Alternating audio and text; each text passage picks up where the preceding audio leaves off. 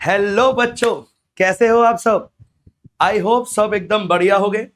पढ़ाई लिखाई एकदम मस्त चल रही होगी।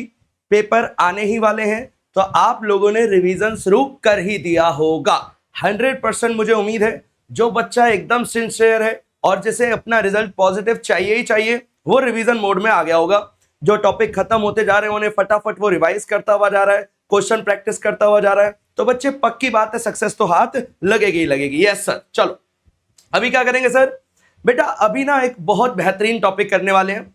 अगला कुछ टाइम हमारे 1.5-2 घंटे जो अगले आने वाले हैं ना, उसके अंदर हमें कुछ बेहतरीन जीएसटी के टॉपिक उठाने हैं। पेपर 7 रहेगा, टैक्स लॉज एंड प्रैक्टिस। हम रिवीजन मोड में हैं। मैं कुछ इंपॉर्टेंट टॉपिक थोड़ा फास्ट ट्रैक तरीके से चलाने वाला हूं। क्या करेंगे सर। बेटा आज हम करने वाले हैं जीएसटी के अंदर levy and collection of GST, जिसमें हम क्या क्या पढ़ेंगे सर। बेटा आज आप सप्लाई के अंदर शेड्यूल 1, शेड्यूल 2, शेड्यूल 3 तीनों खत्म कर दोगे। Yes sir. फिर उसके बाद क्या करेंगे सर। बेटा शेड्यूल खत्म होने के बाद ना हम कुछ एग्जाम्शन की बात करेंगे, जिसमें सर्विस वाली सारी एग्जाम्शन खत्म हो जाएंगी। और उन सर्विस वाली एग्जाम्शन में हमारे को क्या ध्यान देना है, जो ज्यादा इंपॉर्टेंट है उसे स्लो मोड में और जो कम इंपॉर्टेंट है उसे थोड़ा तेजी से करेंगे, है ना। और सबसे इंपॉर्टेंट मैं बार बार एक ही बात बोलूंगा, पेन और कॉपी आपके पास होनी चाहिए। सारे इंपॉर्टेंट टॉपिक को आप लिखते हुए चलो ताकि आपको इस रिवीजन से ज्यादा बेनिफिट मिले। तो आओ बच्चों शुरू करते हैं हमारा ये टॉपिक, जो कि जीएसटी के अंदर आपको अच्छी खासी वेटेज का मिलने वाला है।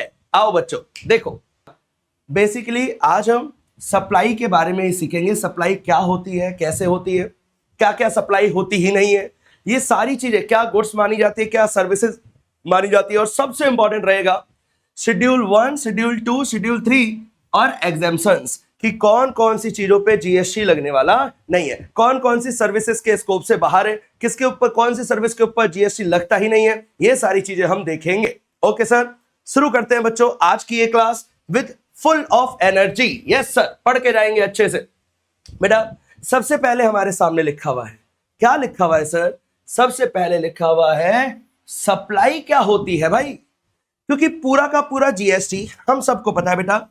सप्लायर है, एक है सप्लायर और एक है हमारा प्यारा रेसिपिएंट। इन दोनों के बीच में एक्टिविटी हो ही किसकी रही है बेटा, इनके बीच में एक्टिविटी हो ही सप्लाई की रही है। तो सप्लाई तो हमें पता ही होना चाहिए ना। अगर सप्लाई ही नहीं पता तो क्या बात क्या जीएसटी। इसलिए क्या होती है सप्लाई, बताओ सर। बेटा जनरल मीनिंग सप्लाई की कहता है सप्लाई इंक्लूड्स, सप्लाई में इंक्लूड होता है all forms of supply of goods, चाहे गुड्स बेच रहे हो लाइक ए पेन, चाहे सर्विस दे रहे हो like banking service, insurance service, or both या दोनों दे रहे हैं सच एज सेल, आप सेल कर रहे हो, ट्रांसफर कर रहे हो, बार्टर एक्सचेंज कर रहे हो, लाइसेंस दिया जा रहा है, लिया जा रहा है, रेंटल इनकम लीज किराए पे दिया जा रहा है, डिस्पोज किसी और तरीके से ट्रांसफर करा जा रहा है, और agree to be made for a consideration, या तो डिस्पोज या मेड हो गया, सेल पेल हो गया, या तो होगा, या तो हो रहा है, या तो होगा। मेड और एग्री टू बी मेड, या तो कर दिया या तो करेंगे। प्लस पहली बात तो बेटा ये सारी चीजें जा रही है ना, ये सारी चीजें हो रही है। प्लस दूसरी बात बेटा कंसिडरेशन चाहिए, कंसिडरेशन। यस, पैसा मांगता है अपन को, पैसा होना चाहिए, कंसिडरेशन बाय पर्सन। और तीसरी बात फर्दरेंस ऑफ बिजनेस में इस्तेमाल होना चाहिए। फर्दरेंस ऑफ बिजनेस का मतलब क्या होता है सर। बेटा फर्दरेंस ऑफ बिजनेस का मतलब हुआ वो जिस चीज में हम डील करते हैं, जिस चीज के हम सप्लायर है, उस चीज के ही बिजनेस को आगे ले जाना चाहिए। जैसे फॉर एग्जांपल मैं कहता हूं, फॉर एग्जांपल मैं बिजनेस करता हूं इस पेन को बेचने का, और मेरे ऑफिस में जो एसी लगा हुआ है मैं उसको बेच रहा हूं, तो ये इसके अंदर फॉल नहीं करेगा। जिस चीज में मैं डील करता हूं उसी चीज का फर्दरेंस ऑफ बिजनेस होना चाहिए, तो वो सप्लाई की कैटेगरी में आ जाएगा। तो सप्लाई की कैटेगरी में क्या आ रहा है बेटा, गुड्स आ रही हैं, सर्विस आ रही हैं, दोनों आ रही हैं। चाहे सेल कर रहे हो, चाहे ट्रांसफर कर रहे हो, चाहे बार्टर, चाहे एक्सचेंज, चाहे लाइसेंस, चाहे रेंटल, चाहे लीज, चाहे डिस्पोज, चाहे हो गया चाहे होएगा, कुछ भी हो, लेकिन ध्यान रहे फॉर कंसिडरेशन। एंड दूसरी बात कंसिडरेशन के अलावा फर्दरेंस ऑफ बिजनेस में भी होना चाहिए। ये सारे गुण मिल गए तो सर्वगुण संपन्न, और जब सारे गुण मिल जाएंगे तो वो बन जाएगा सप्लाई, और सप्लाई बन जाएगा तो जीएसटी के बहुत करीब आ गए भाई। जीएसटी लगने ही वाला है, अब देखते रहो, जीएसटी लग जाएगा थोड़ी देर बाद। जी सर, आई होप बच्चे सप्लाई की मीनिंग तो समझ में आ गई होगी। हाँ सर, क्या पेपर में बनेगा सर? बेटा कुछ भी आ सकता है। हम अब जो धीरे धीरे आगे बढ़ेंगे ना, उसमें जो इंपॉर्टेंट कैटेगरी है उस पर मैं एकदम स्लो हो जाऊंगा, लेकिन जो नॉर्मल होगा और जो रिवीजन के लिए बहुत खास नहीं है उसके ऊपर हम थोड़ा तेजी से करेंगे ना। रिवीजन है तो रिवीजन की तरह लगना भी तो चाहिए। Yes sir. चलो बच्चे, अब ना हमारे को क्या पढ़ना है, हम बैक टू बैक 3 शेड्यूल पढ़ेंगे। बैक टू बैक कितने शेड्यूल पढ़ेंगे? 3। इन तीनों में क्या देखने को मिलेगा सर? बेटा एक शेड्यूल बताएगा कि बिना कंसिडरेशन के भी ट्रांसफर सप्लाई माना जाएगा। अभी आपने पढ़ा ना कंसिडरेशन जरूरी है, लेकिन उसकी एक्सेप्शन है कि कहां कहां बिना कंसिडरेशन के भी हो जाएगा। कुछ ऐसा कि जहां कंफ्यूजन रहती है गुड्स बनेगा या सर्विस बनेगा, तो वो क्लियर करेगा ये गुड्स है या सर्विस है, और कौन कौन सा सर्विस की कैटेगरी में ही नहीं है ना। तो हम आज ना सरकार की तारीफ भी करेंगे। बहुत सारी जेन्युइन चीजें उन्होंने जीएसटी के प्रीव्यू से बाहर कर दी है ना, मतलब वो सर्विस एग्जेम्प्ट कर दी है, वो गुड्स एग्जेम्प्ट कर दिए जो हमारे लिए शायद काफी जरूरी रहते होंगे, है ना। तो इस वजह से ये चैप्टर इंपॉर्टेंट है। क्या पेपर में इसकी वर्थ है? हाँ बेटा पेपर में वर्थ है, अंडरस्टैंडिंग के लिए भी वर्थ है, प्रैक्टिकली भी वर्थ है, और आपके पेपर के लिए भी इसकी वर्थ है। Yes sir. हम शुरू करने जा रहे हैं अब पहला शेड्यूल। क्या है सर पहले शेड्यूल में? हेडिंग देख लो बेटा, activities to be treated as supply. Supply ही मानूंगा even if made without consideration. बेटा अभी पढ़ा था कंसिडरेशन होना चाहिए, लेकिन विदाउट कंसिडरेशन भी यहां पे सप्लाई वैलिड सप्लाई ही बनेगी। जैसे कुछ 5-6 सिनेरियो हैं, आओ देखते हैं। पहला पॉइंट मैं आगे जाकर एक्सप्लेन कर दूंगा क्योंकि वो मैंने एक्सप्लेनेशन भी लिखा हुआ है, बाकी बहुत बेसिक पॉइंट है। आओ शुरू करते हैं बच्चों। पहला दूसरा तो अच्छे से याद करके जाना। First, permanent transfer. हमने परमानेंट ही दे दिया, ट्रांसफर कर दिया या डिस्पोज कर दिया किसी भी बिजनेस के एसेट्स को, किसी भी एसेट्स को, बिजनेस के एसेट्स को, where ITC has been availed on such assets. कोई भी ऐसा एसेट जिसके ऊपर मैंने आईटीसी क्लेम कर लिया था, वो अब मैंने आगे डिस्पोज कर दिया या फिर ट्रांसफर कर दिया, और ये ट्रांसफर कैसा ट्रांसफर है? परमानेंट। तो हम बोलेंगे कि अगर कंसिडरेशन नहीं है, स्टिल वो हमारी नजरों में क्या कहलाएगा? सप्लाई। ठीक है सर। और बताओ सर इस पॉइंट के बारे में, और बताओ। तो लो बेटा और बताता हूं मैं, क्या दिक्कत है, पढ़ो। परमानेंट ट्रांसफर और डिस्पोजल ऑफ बिजनेस एसेट्स, ये हेडिंग था, ये मुझे जरूरी लगा आपको डिटेल में पता होना चाहिए, तो detail. Permanent transfer of disposal of business assets where ITC has been availed, अभी पढ़ा, ध्यान देना। परमानेंट ट्रांसफर होना चाहिए, दूसरा आईटीसी अवेल हो रखा होना चाहिए, तीसरा टिपिकली बेटा ये एग्जांपल बता रहा है, आमतौर पे डोनेशन ऑफ बिजनेस एसेट्स और स्क्रैपिंग और डिस्पोजल, हम स्क्रैप करवा रहे हैं। कूड़ा इन द सेंस आज के जमाने का जो हैवी कूड़ा होता है, जो इलेक्ट्रिक कूड़ा होता है, ऐसे ही नहीं कर सकते, उसका डिस्पोजल का कॉन्सेप्ट होता है, अलग तरीके से डिस्पोज होते हैं। तो चाहे वो डिस्पोज हो रहा है, चाहे डोनेशन जारी है, उन असेट्स की जो परमानेंट ट्रांसफर हो रहे हैं और जिनके ऊपर मैंने आईटीसी क्लेम कर लिया था, उनको हम इस वाली कैटेगरी में रखेंगे। यहां पे कंसिडरेशन नहीं होगा ना, स्टिल वो क्या माना जाएगा? सप्लाई माना जाएगा। शेड्यूल 1 की पहली बात यही कहती है। ठीक है, तो बेटा क्या समझे सर? हम ये समझे कि मेरी आंखें ढूंढेंगी परमानेंट ट्रांसफर। जब अभी आप नोट कर रहे होगे ना, तो मैं आपकी हेल्प कर देता हूं। आप लिखना शेड्यूल 1, उसमें पहला पॉइंट लिखना permanent transfer of business assets. Permanent transfer of business asset, आगे क्या लिखोगे? काम की line, on which ITC has been taken, जिस पे आईटीसी ले लिया, तो उस वाले को हम सप्लाई मानेंगे या नहीं मानेंगे? मानेंगे। इवन इफ शेड्यूल 1 कहता है किसके बारे में? No consideration. शेड्यूल 1 कहता है no consideration, still no consideration, still वो क्या बनने वाला है? सप्लाई। आप इस तरीके से ना शॉर्ट नोट्स बनाते हुए चलो भाई, आपको देखना क्लास के बाद क्या कॉन्फिडेंस गजब का फील होगा। अगर आप सिर्फ सुनते हुए चलोगे ना, यू विल फील कि हाँ समझ में आया, लेकिन जब आप उसे लिखकर भी करते हुए चलोगे तो आपको लगेगा वाह यार क्या मजा ही आ गया। तो आई होप आप ये चीज समझेंगे बेटा। मेहनत तो करनी पड़ेगी। देखो बेटा, मेहनत करो, हर चीज जो भी काम कर रहे हो ऐसे करो, जब समय लग ही रहा है तो अच्छे से लगा दो ना, है ना। एक तो है कि आपने देखा ही नहीं, अब समय लगा रहे हो, अच्छे से देख रहे हो, तो make it a perfect one, एकदम परफेक्ट, कहीं कोई खामी ना छोड़े, कहीं कोई कमी ना रह जाए। ठीक है सर, करते हैं बेटा। अगला, बिना कंसिडरेशन के वैलिड है? हाँ सर, ये डीम्ड सप्लाई है। इसका एग्जांपल हो गया था वो डोनेशन या फिर स्क्रैपिंग, ये दोनों अच्छे एग्जांपल थे। दूसरा, supply of goods or service both between related person, goods या सर्विस या दोनों रिलेटेड पर्सन या बिटवीन डिस्टिंक्ट पर्सन में एक दूसरे से ले रहे हैं। मतलब आप देखो क्या पॉइंट है, मैं अपने आप से ही कोई सामान ले रहा हूं तो वो भी सप्लाई बन रहा है। इसे हम एनालाइज करेंगे अच्छे से आगे। Specified in section 25 when made in the course और फर्दरेंस ऑफ बिजनेस, ये बिजनेस के फर्दरेंस में होना चाहिए। प्रोवाइडेड दैट गिफ्ट्स, बेटा इस पे क्वेश्चन बन सकता है, इस प्रोवाइडेड पे, तो ध्यान से पढ़ना। हम ऊपर वाली लाइन को भी और एनालाइज करेंगे। पहले provided that gifts not exceeding 50,000 रुपए, 50,000 rupees, gifts not exceeding 50,000 rupees, बोले तो rupees 50,000 in value in a financial year by an employer to an employee shall not be treated as supply.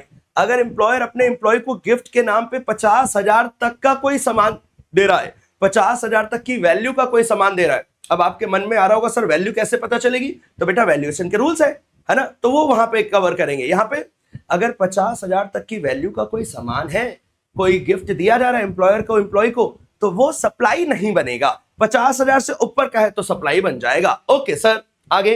अब ना बेटा ये फर्स्ट बात, ये जो ये वाली बात थी, इसके लिए ना हम थोड़ा सा डिटेल में चलते हैं, देखिएगा ध्यान से। ये था ना बेटा, goods or service or both transfer between related person और डिस्टिंक्ट पर्सन, चाहे रिलेटेड हो चाहे डिस्टिंक्ट हो, चाहे एक हो चाहे अलग अलग हो, तो क्या लिखता है, ये प्रोविजन है। फिर थोड़ा सा एनालिसिस आप पढ़ लेना, मैं प्रोविजन पढ़ा देता हूं आपको अच्छे से, मुझे इंपॉर्टेंट लग रहा है, मैं ऐसे डिटेल में पढ़ा रहा हूं, है ना। Yes sir. Supply of goods or service or both between the related person or between distinct person as specified in section 25, चाहे डिस्टिंक्ट के बीच में हो चाहे रिलेटेड के बीच में हो, वो सप्लाई बनेगा, लेकिन ध्यान रहे वो फर्दरेंस ऑफ बिजनेस में होना चाहिए। शर्त क्या है, एक कंडीशन ये है कि जो एम्प्लॉयर एम्प्लॉय को गिफ्ट दे रहा है 50,000 तक की वैल्यूएशन का, वो सप्लाई नहीं बनेगा। ये हमने समझ लिया, याद भी हो गया सर, ठीक है। अब transaction between distinct person or between related person have been considered as supply, इसे सप्लाई बोला गया है बिना कंसिडरेशन के भी। आप बताओ ना, मेरा एक ब्रांच यहां था एक ब्रांच वहां है, मैं इधर से उधर सामान करवा रहा हूं, बेटा इधर से उधर सामान करवा रहा हूं, मेरा ही है ना, क्या मैं पैसे लेना देना करूंगा, नहीं करूंगा, लेकिन स्टिल कंसिडरेशन नहीं है, स्टिल वो वैलिड सप्लाई बनेगा, सप्लाई बनेगा, मेरे यहां से इधर उधर हो रहा है, स्टिल सप्लाई बनेगा, ठीक है। डिस्टिंक्ट पर्सन की बेटा पूरी डेफिनेशन है, आप इसे पढ़ सकते हो, मैं थोड़ा समझा देता हूं। Distinct person has been identified in section 25 to mean a person who has obtained or is required to obtain more than one registration, मेरे पास एक से ज्यादा रजिस्ट्रेशन है, वेदर इन वन स्टेट और यूनियन टेरिटरी, चाहे एक में हो चाहे एक से ज्यादा यूटी में हो, या मोर देन वन स्टेट और यूनियन टेरिटरी में हो, shall in respect of each such registration, अगर मेरा अलग अलग स्टेट और अलग अलग यूटी में रजिस्ट्रेशन है तो मैं हर रजिस्ट्रेशन के लिए be treated as distinct person. अब समझे हो गया, मेरा एक ब्रांच मुंबई में एक ब्रांच दिल्ली में, मुंबई से दिल्ली कर रहा हूं, दोनों जगह अलग अलग जीएसटी रजिस्ट्रेशन करवा रखा है, तो दोनों डिस्टिंक्ट कहलाएंगे, मैं एक नहीं हूं। दुनिया को लगेगा भाई मेरा ही बिजनेस है इधर भी उधर भी, लेकिन जीएसटी वालों को लगता है ये दो अलग अलग पर्सन है, डिस्टिंक्ट पर्सन है, और डिस्टिंक्ट पर्सन है तो विदाउट कंसिडरेशन ही कर रहे होंगे, स्टिल सप्लाई बनेगा। डन ना, विदाउट कंसिडरेशन है, डिस्टिंक्ट हो या रिलेटेड हो, इनके बीच में विदाउट कंसिडरेशन ट्रांसफर हो रहा है तो वो सप्लाई ही बनेगा, विदाउट कंसिडरेशन भी सप्लाई बनेगा। बेटा ये 2 पॉइंट काम के थे, मैंने इनफ समय लगाया। अब तीसरा पढ़ते हैं, आई होप पहला डन है, दूसरा डन है, तीसरा देखते हैं sir. Supply of goods by principal, principal school के प्रिंसिपल, ना ना ना ना, agent principal, yes sir, to his agent where the agent undertakes to supply such goods on behalf of the principal. भाई देखो, प्रिंसिपल ने अपने एजेंट को सामान दिया है कि भाई जा इसको बेच दे, सप्लाई बनेगा। प्रिंसिपल ने, मैं आपका प्रिंसिपल था, मैंने आपको सामान दिया कि जाओ आगे बेच दो, क्या मैं आपसे कंसिडरेशन लूंगा? भाई आप जाकर बेचोगे, पैसा लोगे, मुझे दे दोगे, ये तो प्योर एजेंसी का काम चल रहा है, सप्लाई तो नहीं होना चाहिए, पैसे तो नहीं लूंगा आपसे, लेकिन सप्लाई है, डीम्ड सप्लाई है। अगर कोई प्रिंसिपल अपने एजेंट को क्या सप्लाई कर रहा है, गुड्स, कि जाओ आगे बेचो, तो इसे भी सप्लाई माना जा रहा है। अब ये मत बोलना सर कि टैक्स ही लग जाएगा, क्या बेटा टैक्स लगे ना लगे इज अ सेपरेट पार्ट, अभी तो हम पढ़ रहे हैं क्या ये सप्लाई है, तो आंसर इज यस, ये सप्लाई है भाई, ठीक है सर। 3 हो गए हमारे।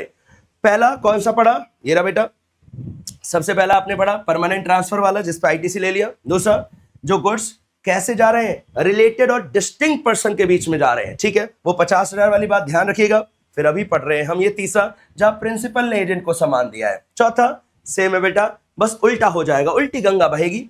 Supply of goods by agent to his principal, बेटा उल्टा हो गया। यहाँ एजेंट ने प्रिंसिपल को सामान दिया है, where the agent undertakes to receive the goods. यहाँ पे एजेंट आगे सामान बेच रहा था। यहाँ एजेंट अपने प्रिंसिपल के लिए सामान रिसीव कर रहा है। What ever be the case, चाहे रिसीव करे चाहे दे, जो भी कॉन्सेप्ट हो, प्रिंसिपल और एजेंट के बीच में जो भी लेन देन चल रहा है is a part of supply. उसे हम हमारे लॉ के लिए क्या बनाने वाले हैं बेटा, हम उसे हमारे लॉ के लिए बनाने वाले हैं सप्लाई। आई होप ये भी क्लियर होगा। This is our third point, this is our fourth point. आपकी 4 हेडिंग कॉपी में हो जानी चाहिए। जितना भी पढ़ो लेकिन लिखते हुए कर लो भाई, मजा आ जाएगा। बताओ डन है यहां तक का? Yes sir. आगे, import of service by a person from a related person. भाई एक बंदा बाहर से सर्विस यहां गुड्स था, यहां पे किसकी बात है, सर्विस, अपने ही रिलेटेड पर्सन से ऑब्टेन करा है, बाहर से मतलब इंपोर्ट करा है, और from any his other establishment outside India, या मेरे ही किसी बाहर ऑफिस है वहां से मैंने इंपोर्ट करी है सर्विस। भाई पैसे दूंगा क्या? कोई पैसा नहीं दूंगा, स्टिल सप्लाई बनेगा, है ना।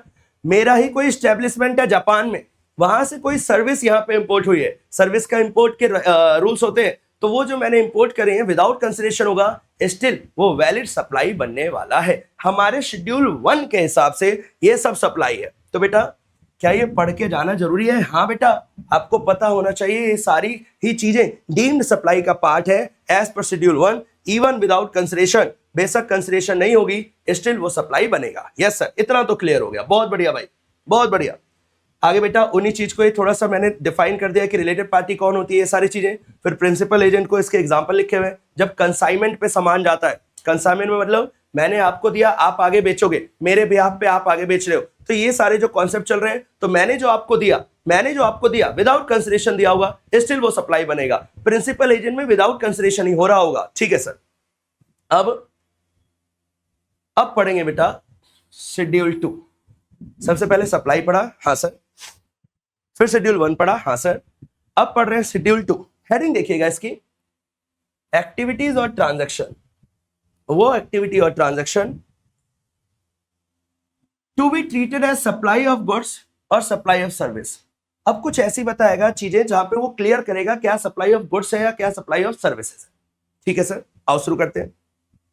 पहला, any transfer of the title of the goods. भाई ओनरशिप, टाइटल का मतलब क्या होता है बेटा, ओनरशिप। कोई गुड्स की ओनरशिप ट्रांसफर हो रही है, ये कोई डाउट है? गुड्स की ओनरशिप ट्रांसफर हो रही है बेटा, ये सप्लाई ऑफ गुड्स बनेगा, कोई डाउट नहीं था, ये तो बस क्लियर कर दिया, एक तरीके से लिख दिया। ठीक है, example, when the goods are stolen, title of goods shall pass to the insurance company. जब गुड्स बिक जाते हैं ना, तो ऑटोमेटिकली वो जो सामान, मेरे को तो इंश्योरेंस क्लेम मिल जाएगा, तो वो जो सामान है उसका ऑटोमेटिकली ओनरशिप इंश्योरेंस कंपनी के पास चला जाता है। ठीक है, then it will be treated as supply of goods even when there is no physical movement. बेशक गुड्स का मूवमेंट नहीं हुआ, स्टिल माना जाएगा मूवमेंट हो गया, और वो भी किसका माना जाएगा, गुड्स का। देखना, ट्रांसफर हुआ था, और एग्जांपल कितना बेहतरीन लिखा हुआ है, ये तो आप सोच भी नहीं पा रहे होगे अगर आपने पढ़ा नहीं होगा। नॉर्मली कोई गुड्स ट्रांसफर हो रहा है तो वो गुड्स है ही, लेकिन एग्जांपल में कितना बेहतरीन एग्जांपल लिया कि ये भी किसका पार्ट माना जाएगा, ट्रांसफर का पार्ट माना जाएगा, गुड्स के ट्रांसफर का। ठीक है सर। दूसरा, any transfer of right in goods. कोई गुड्स के जो राइट है, राइट ट्रांसफर हो रहे हैं बेटा, राइट नॉट गुड्स, गुड्स के राइट ट्रांसफर हो रहे हैं इन गुड्स और of undivided share in the goods without the transfer of title. मैंने आपको मालिक नहीं बनाया, आपको मैंने कोई राइट ट्रांसफर करा है, तो बेटा राइट ट्रांसफर हुआ है ना, गुड्स क्यों बनेगा, सर्विस बनेगा। क्या बनने वाला है, सर्विस। हायर परचेज, मैंने आपको किराए पे कोई सामान दिया है, आई होप ये समझ में आया होगा। किराए पे सामान देने पे सामान गया है, नो डाउट गुड्स है, लेकिन किराए पे दिया है ये जरूरी है, इसलिए वो सर्विस बनेगा, supply of service. I hope ये भी क्लियर होगा। Yes sir. टॉपिक चल रहा है शेड्यूल 2, लिखते हुए चलना बेटा। शेड्यूल 2 में क्या गुड्स बनेगा, क्या सर्विस। तो आप पहले पॉइंट में क्या लिखना, transfer of goods bye title, या ट्रांसफर ऑफ टाइटल, जिनके पास जो गुड्स मेरे पास है उनका टाइटल ट्रांसफर हुआ, तो ये बनेगा गुड्स। दूसरे में क्या लिखोगे बेटा, दूसरे में लिखोगे transfer of right in goods, right in goods, transfer of right in goods. इस तरीके से ना आप लिखते हुए चलोगे, मैं लिखवाऊंगा तो बहुत समय लग जाएगा। ये आपकी ड्यूटी है, जो मेन वर्ड्स है ना उसे भी लिखते हुए चलो। तो ये क्या बनने वाला है? सर्विसेज। ओके सर, आगे तीसरा, any transfer of title in goods under an agreement. बेटा अगेन टाइटल इन गुड्स जा रहा है, तो टाइटल इन गुड्स तो पहला ही पॉइंट था, गुड्स ही बनेगा। Under an agreement which stipulate that property in goods shall pass at a future date. बेटा आपने कभी फाइनेंशियल लीज कभी सुना हो ना, तो उसमें पता है क्या होता है, वहां पे ना मैं आपसे किराया लूंगा, फाइनेंशियल लीज बता रहा हूं। एक ऑपरेटिंग लीज होती है, ऑपरेटिंग लीज नहीं बता रहा, फाइनेंशियल लीज। मैंने आपको एक लंबे समय के लिए असेट दिया है, मेजॉरिटी ऑफ द लाइफ उसी में चली जाएगी उस असेट की। अब आपसे मैं रेंट ले रहा हूं और लास्ट में ना आपके पास एक वो आएगा फाइनेंशियल लीज के तहत कि आपके पास एक राइट आएगा, आप प्रॉपर्टी को खरीद सकते हो। वो जो सामान मैंने आपको दिया था ना किराए पे, वो आप रख सकते हो, खरीद सकते हो थोड़ा पैसा देकर। तो वो जो राइट है, वो जो ट्रांसफर हो रहा है गुड्स, भाई वो गुड्स ही बनेगा। क्यों गुड्स क्यों बन रहा है? क्योंकि बेटा at the end of the day है तो वो फाइनेंशियल लीज, एक तरीके से मैं उसका मालिक बन गया हूं, मालिक उस सामान का बन गया हूं। सामान पे राइट तो है ही है, साथ के साथ वो सामान भी मेरे पास आ गया है, इस वजह से वो गुड्स बनेगा। तो अभी हम रिवाइज कर रहे हैं। अगर आपको एक कॉन्सेप्ट के साथ और समझना है तो बेटा फुल फ्लैज क्लास में आइए, है ना। यहां आपके रिवीजन के लिए क्या था? रिवीजन के लिए था फाइनेंशियल लीज, बोले तो गुड्स। ठीक है सर, आगे एनी लीज, कोई भी लीज, टेनेंसी, किराए का कोई भी जो लिया दिया जा रहा है, तो बेटा ये तो जाहिर सी बात है क्या बनेगा? सर्विस। लेकिन जो फाइनेंशियल लीज है वो क्या बनने वाला है? गुड्स। ओके सर, आगे बताओ सर। पांचवा मतलब ये ना बेटा, मैंने पांचवा क्यों बोला? क्योंकि इसमें ना अंदर 1C 1A ऐसे भी लिखा हुआ है ना, 1A 1B, तो उस हिसाब से चलेंगे तो ये पांचवा है। एनी लीज और लेटिंग आउट। बेटा लीज या लेटिंग आउट, किराए पे चढ़ाना कोई बिल्डिंग वगैरह वगैरह, कमर्शियल रेजिडेंशियल कॉम्प्लेक्स, सर्विस बनेगा without any doubt. Any treatment or process which is applied to another person goods. हम किसी और के सामान पे खुद काम करते हैं, मैं किसी और से सामान लाता हूं, उस पर कुछ काम करता हूं और उसी को वापस दे देता हूं, है ना। मतलब मेरा जॉब वर्क का काम चल रहा है। कौन सा काम चल रहा है? Job work. मेरे यहाँ फोन आता है, मैं रिपेयर करता हूं, फिर वापस दे देता हूं, है ना। ये जितने भी ऑथराइज सर्विस सेंटर होते हैं ज्यादातर क्या काम करते हैं? ये टाई अप करके रखते हैं कंपनियों से, जो मोबाइल फोन की कंपनी होती है उनसे टाई अप करके रखते हैं। उनके यहाँ 2-3 जगह के भी ब्रांड के फोन आ सकते हैं, जनरली स्पेसिफिक भी होते हैं और मिक्स भी आते हैं। तो वो क्या करते हैं ना, वो उनके बिहाफ पे फोन आते हैं, उनके पास ठीक करते हैं और भेज देते हैं, जॉब वर्क है। तो ये मेहनत, ये गुड्स थोड़ी ना जा रहे हैं बेटा, ये तो जाहिर सी बात है ना, क्या जा रहा है? सर्विस। तो जो भी कोई प्रोसेस या कोई ट्रीटमेंट होता है गुड्स के ऊपर, ट्रीटमेंट गुड्स के ऊपर हो रहा है, लेकिन वो आपका थोड़ी ना हो रहा है, वो तो मेरा ही रहेगा, तो वो जॉब वर्क का पार्ट बनता है। और जॉब वर्क क्या कहलाता है? सर्विस कहलाता है जीएसटी के अंदर। ठीक है, हम क्या समझ रहे हैं बेटा? समझ रहे हो? आपको अभी क्या लिख लेना है कॉपी के अंदर फटाफट तेजी से? Job work equals to supply of service. इस तरीके से नोटिंग करते हुए चलो, देखो कितना बढ़िया हो जाएगा। अगला, transfer or dispose of business assets whether or for a consideration, चाहे कंसिडरेशन के लिए हो या ना हो, बिजनेस असेट्स को बेचा है बेटा, असेट्स को बेचा है। तो असेट्स को बेचा है तो ये तो विदाउट एनी डाउट क्या हो रहा है? गुड्स का सप्लाई हो रहा है। लाइक कोई पुरानी मशीन वगैरह बेची, ये तो बहुत ईजी था, इस पे समय नहीं लगना चाहिए। अगला, change of use of goods from business to personal use. वाह वाह वाह, क्या पॉइंट है, क्या गजब का पॉइंट है। आराम से भाई इंस्टीट्यूट खेल सकता है। कोई असेट जो अभी बिजनेस में था, बिजनेस में यूज था, अब मैं उसे पर्सनल यूज में ले आया हूं, तो सप्लाई है क्या? हाँ सप्लाई है। और किसका सप्लाई माना जाएगा? सर्विस का। भाई साहब ये ध्यान रखना है, सबसे अच्छा पॉइंट यही था। एग्जांपल, अ कंप्यूटर, कंपनी की car whether put to non business use would be covered. चाहे वो नॉन बिजनेस यूज हो रही होगी तो वो कवर हो जाएगी। मतलब हम उसे गुड्स को बिजनेस यूज में करते हुए, अब कैसा ही भाई मेरे पास गाड़ी, बिजनेस की गाड़ी है, मैं उसे अपने पर्सनल यूज में भी चलाने लग गया, तो ये गुड्स का सप्लाई नहीं माना जाएगा। ये क्या माना जाएगा? सर्विस माना। मेरा थोड़ी ना हो गया, हो बेचा थोड़ी ना है, ठीक है ना। यूज कर रहे हैं बेटा, क्या कर रहे हैं? ध्यान से देखना, क्या कर रहे हैं? यूज। तो ये रहा क्या हमारा? सप्लाई। और ये रहा उसका एग्जांपल, ऑफिस का कंप्यूटर में अपने पर्सनल यूज के लिए कर रहा हूं, तो ये सब गुड्स का पार्ट बनेगा या सप्लाई ऑफ सर्विस का पार्ट बनेगा? सप्लाई ऑफ सर्विस का पार्ट बनेगा। ठीक है सर, आगे आपने ये लिख लिया होगा आई होप। आपको क्या लिखना था? Use of goods.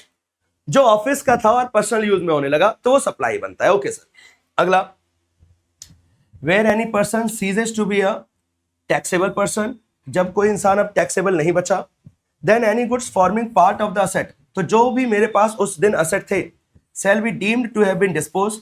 अब मेरा बिजनेस नहीं बचा तो मान लेंगे वो डिस्पोज हो गया by him immediately preceding the seizing of such business. Business खत्म होने से पहले मान लेंगे कि वो डिस्पोज हो गया, जब मेरा बिजनेस बंद हो रहा है तब।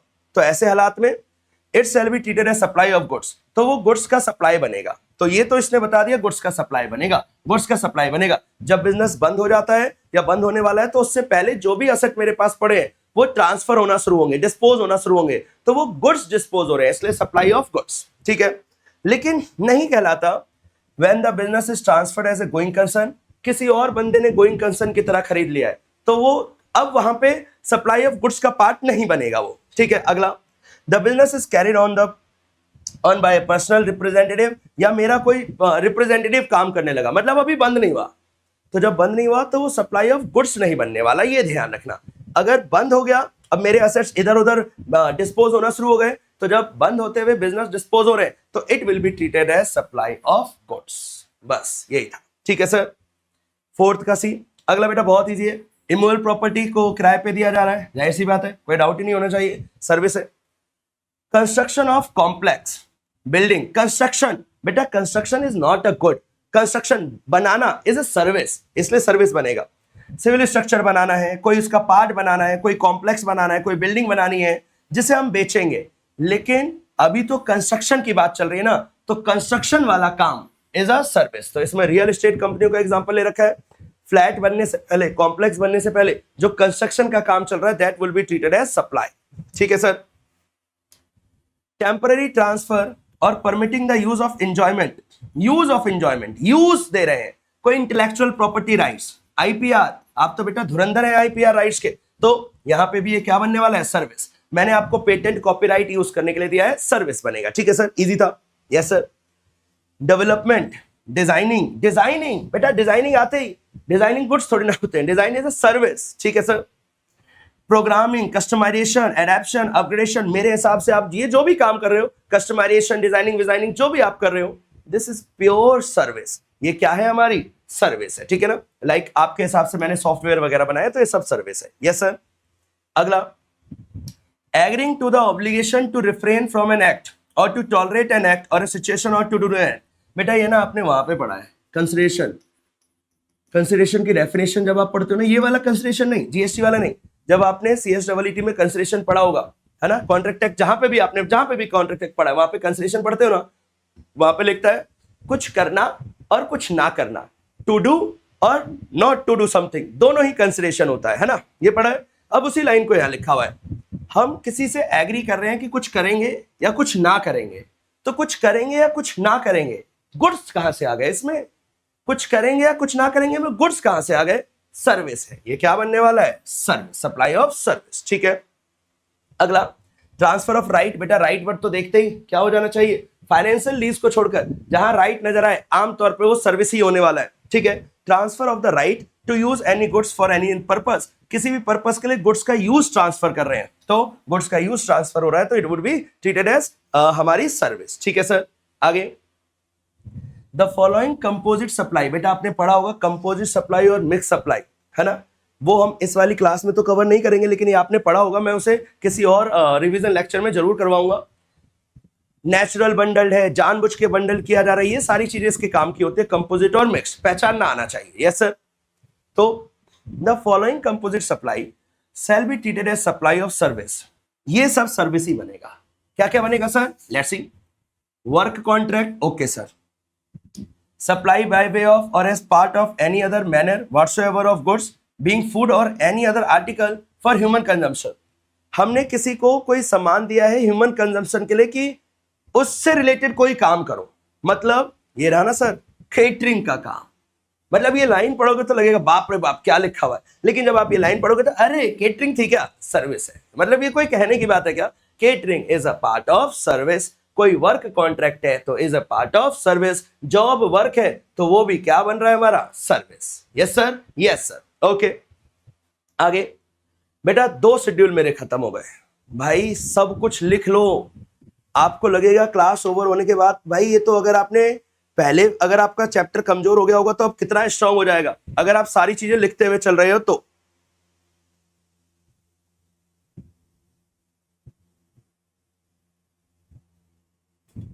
प्लीज लिखते हुए चलो बच्चे। अभी तक हमने क्या पढ़ा है?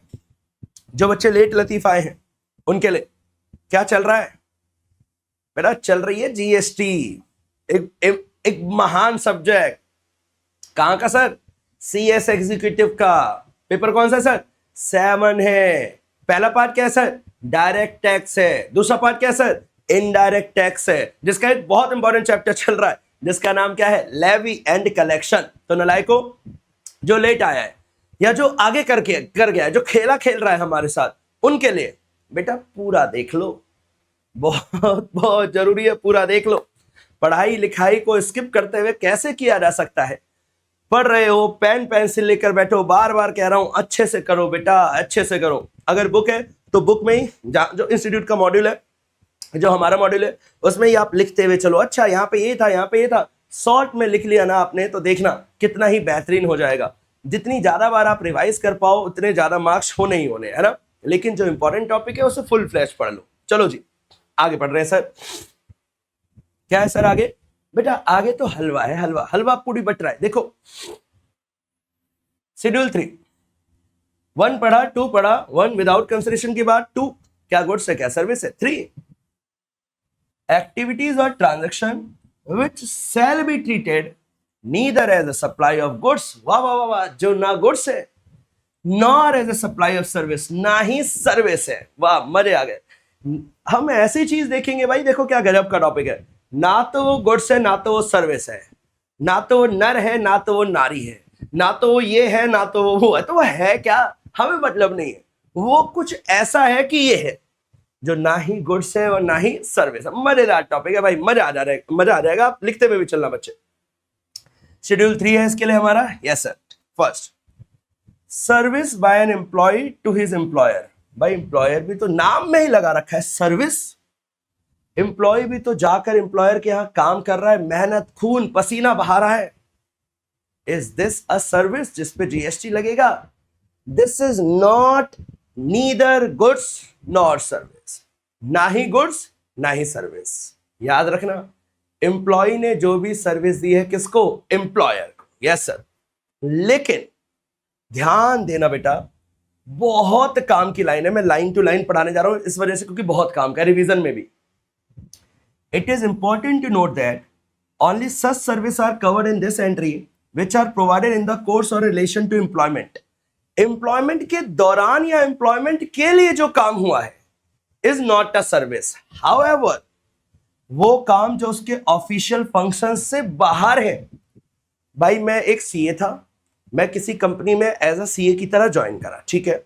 मैंने सारा जो काम था, वो जो मेरा नॉर्मल ऑफिशियल ड्यूटी था, वो सारा मैंने काम करा। उसके अलावा भी क्योंकि मैं सीए था ना, तो मुझसे कोई और एडिशनल भी काम करवाने लग गए जो कॉन्ट्रैक्ट ऑफ एम्प्लॉयमेंट का पार्ट नहीं था। क्या वो सप्लाई, क्या वो सर्विस बन जाएगा? हाँ। तो जो एम्प्लॉय के नाते काम किया is not service, not goods, लेकिन इसके बाहर जो करा वो बन सकता है। Yes sir. बेटा आई होप पहला समझ में आ गया होगा, पहला काम का था, हमने टाइम लगा लिया। दूसरा, सर्विस बाय एनी कोर्ट। भाई कोर्ट जो सर्विस दे रहा है, तो नाम तो लिख रहा है सर्विस, लेकिन स्टिल सर्विस नहीं है, ना गुड्स है।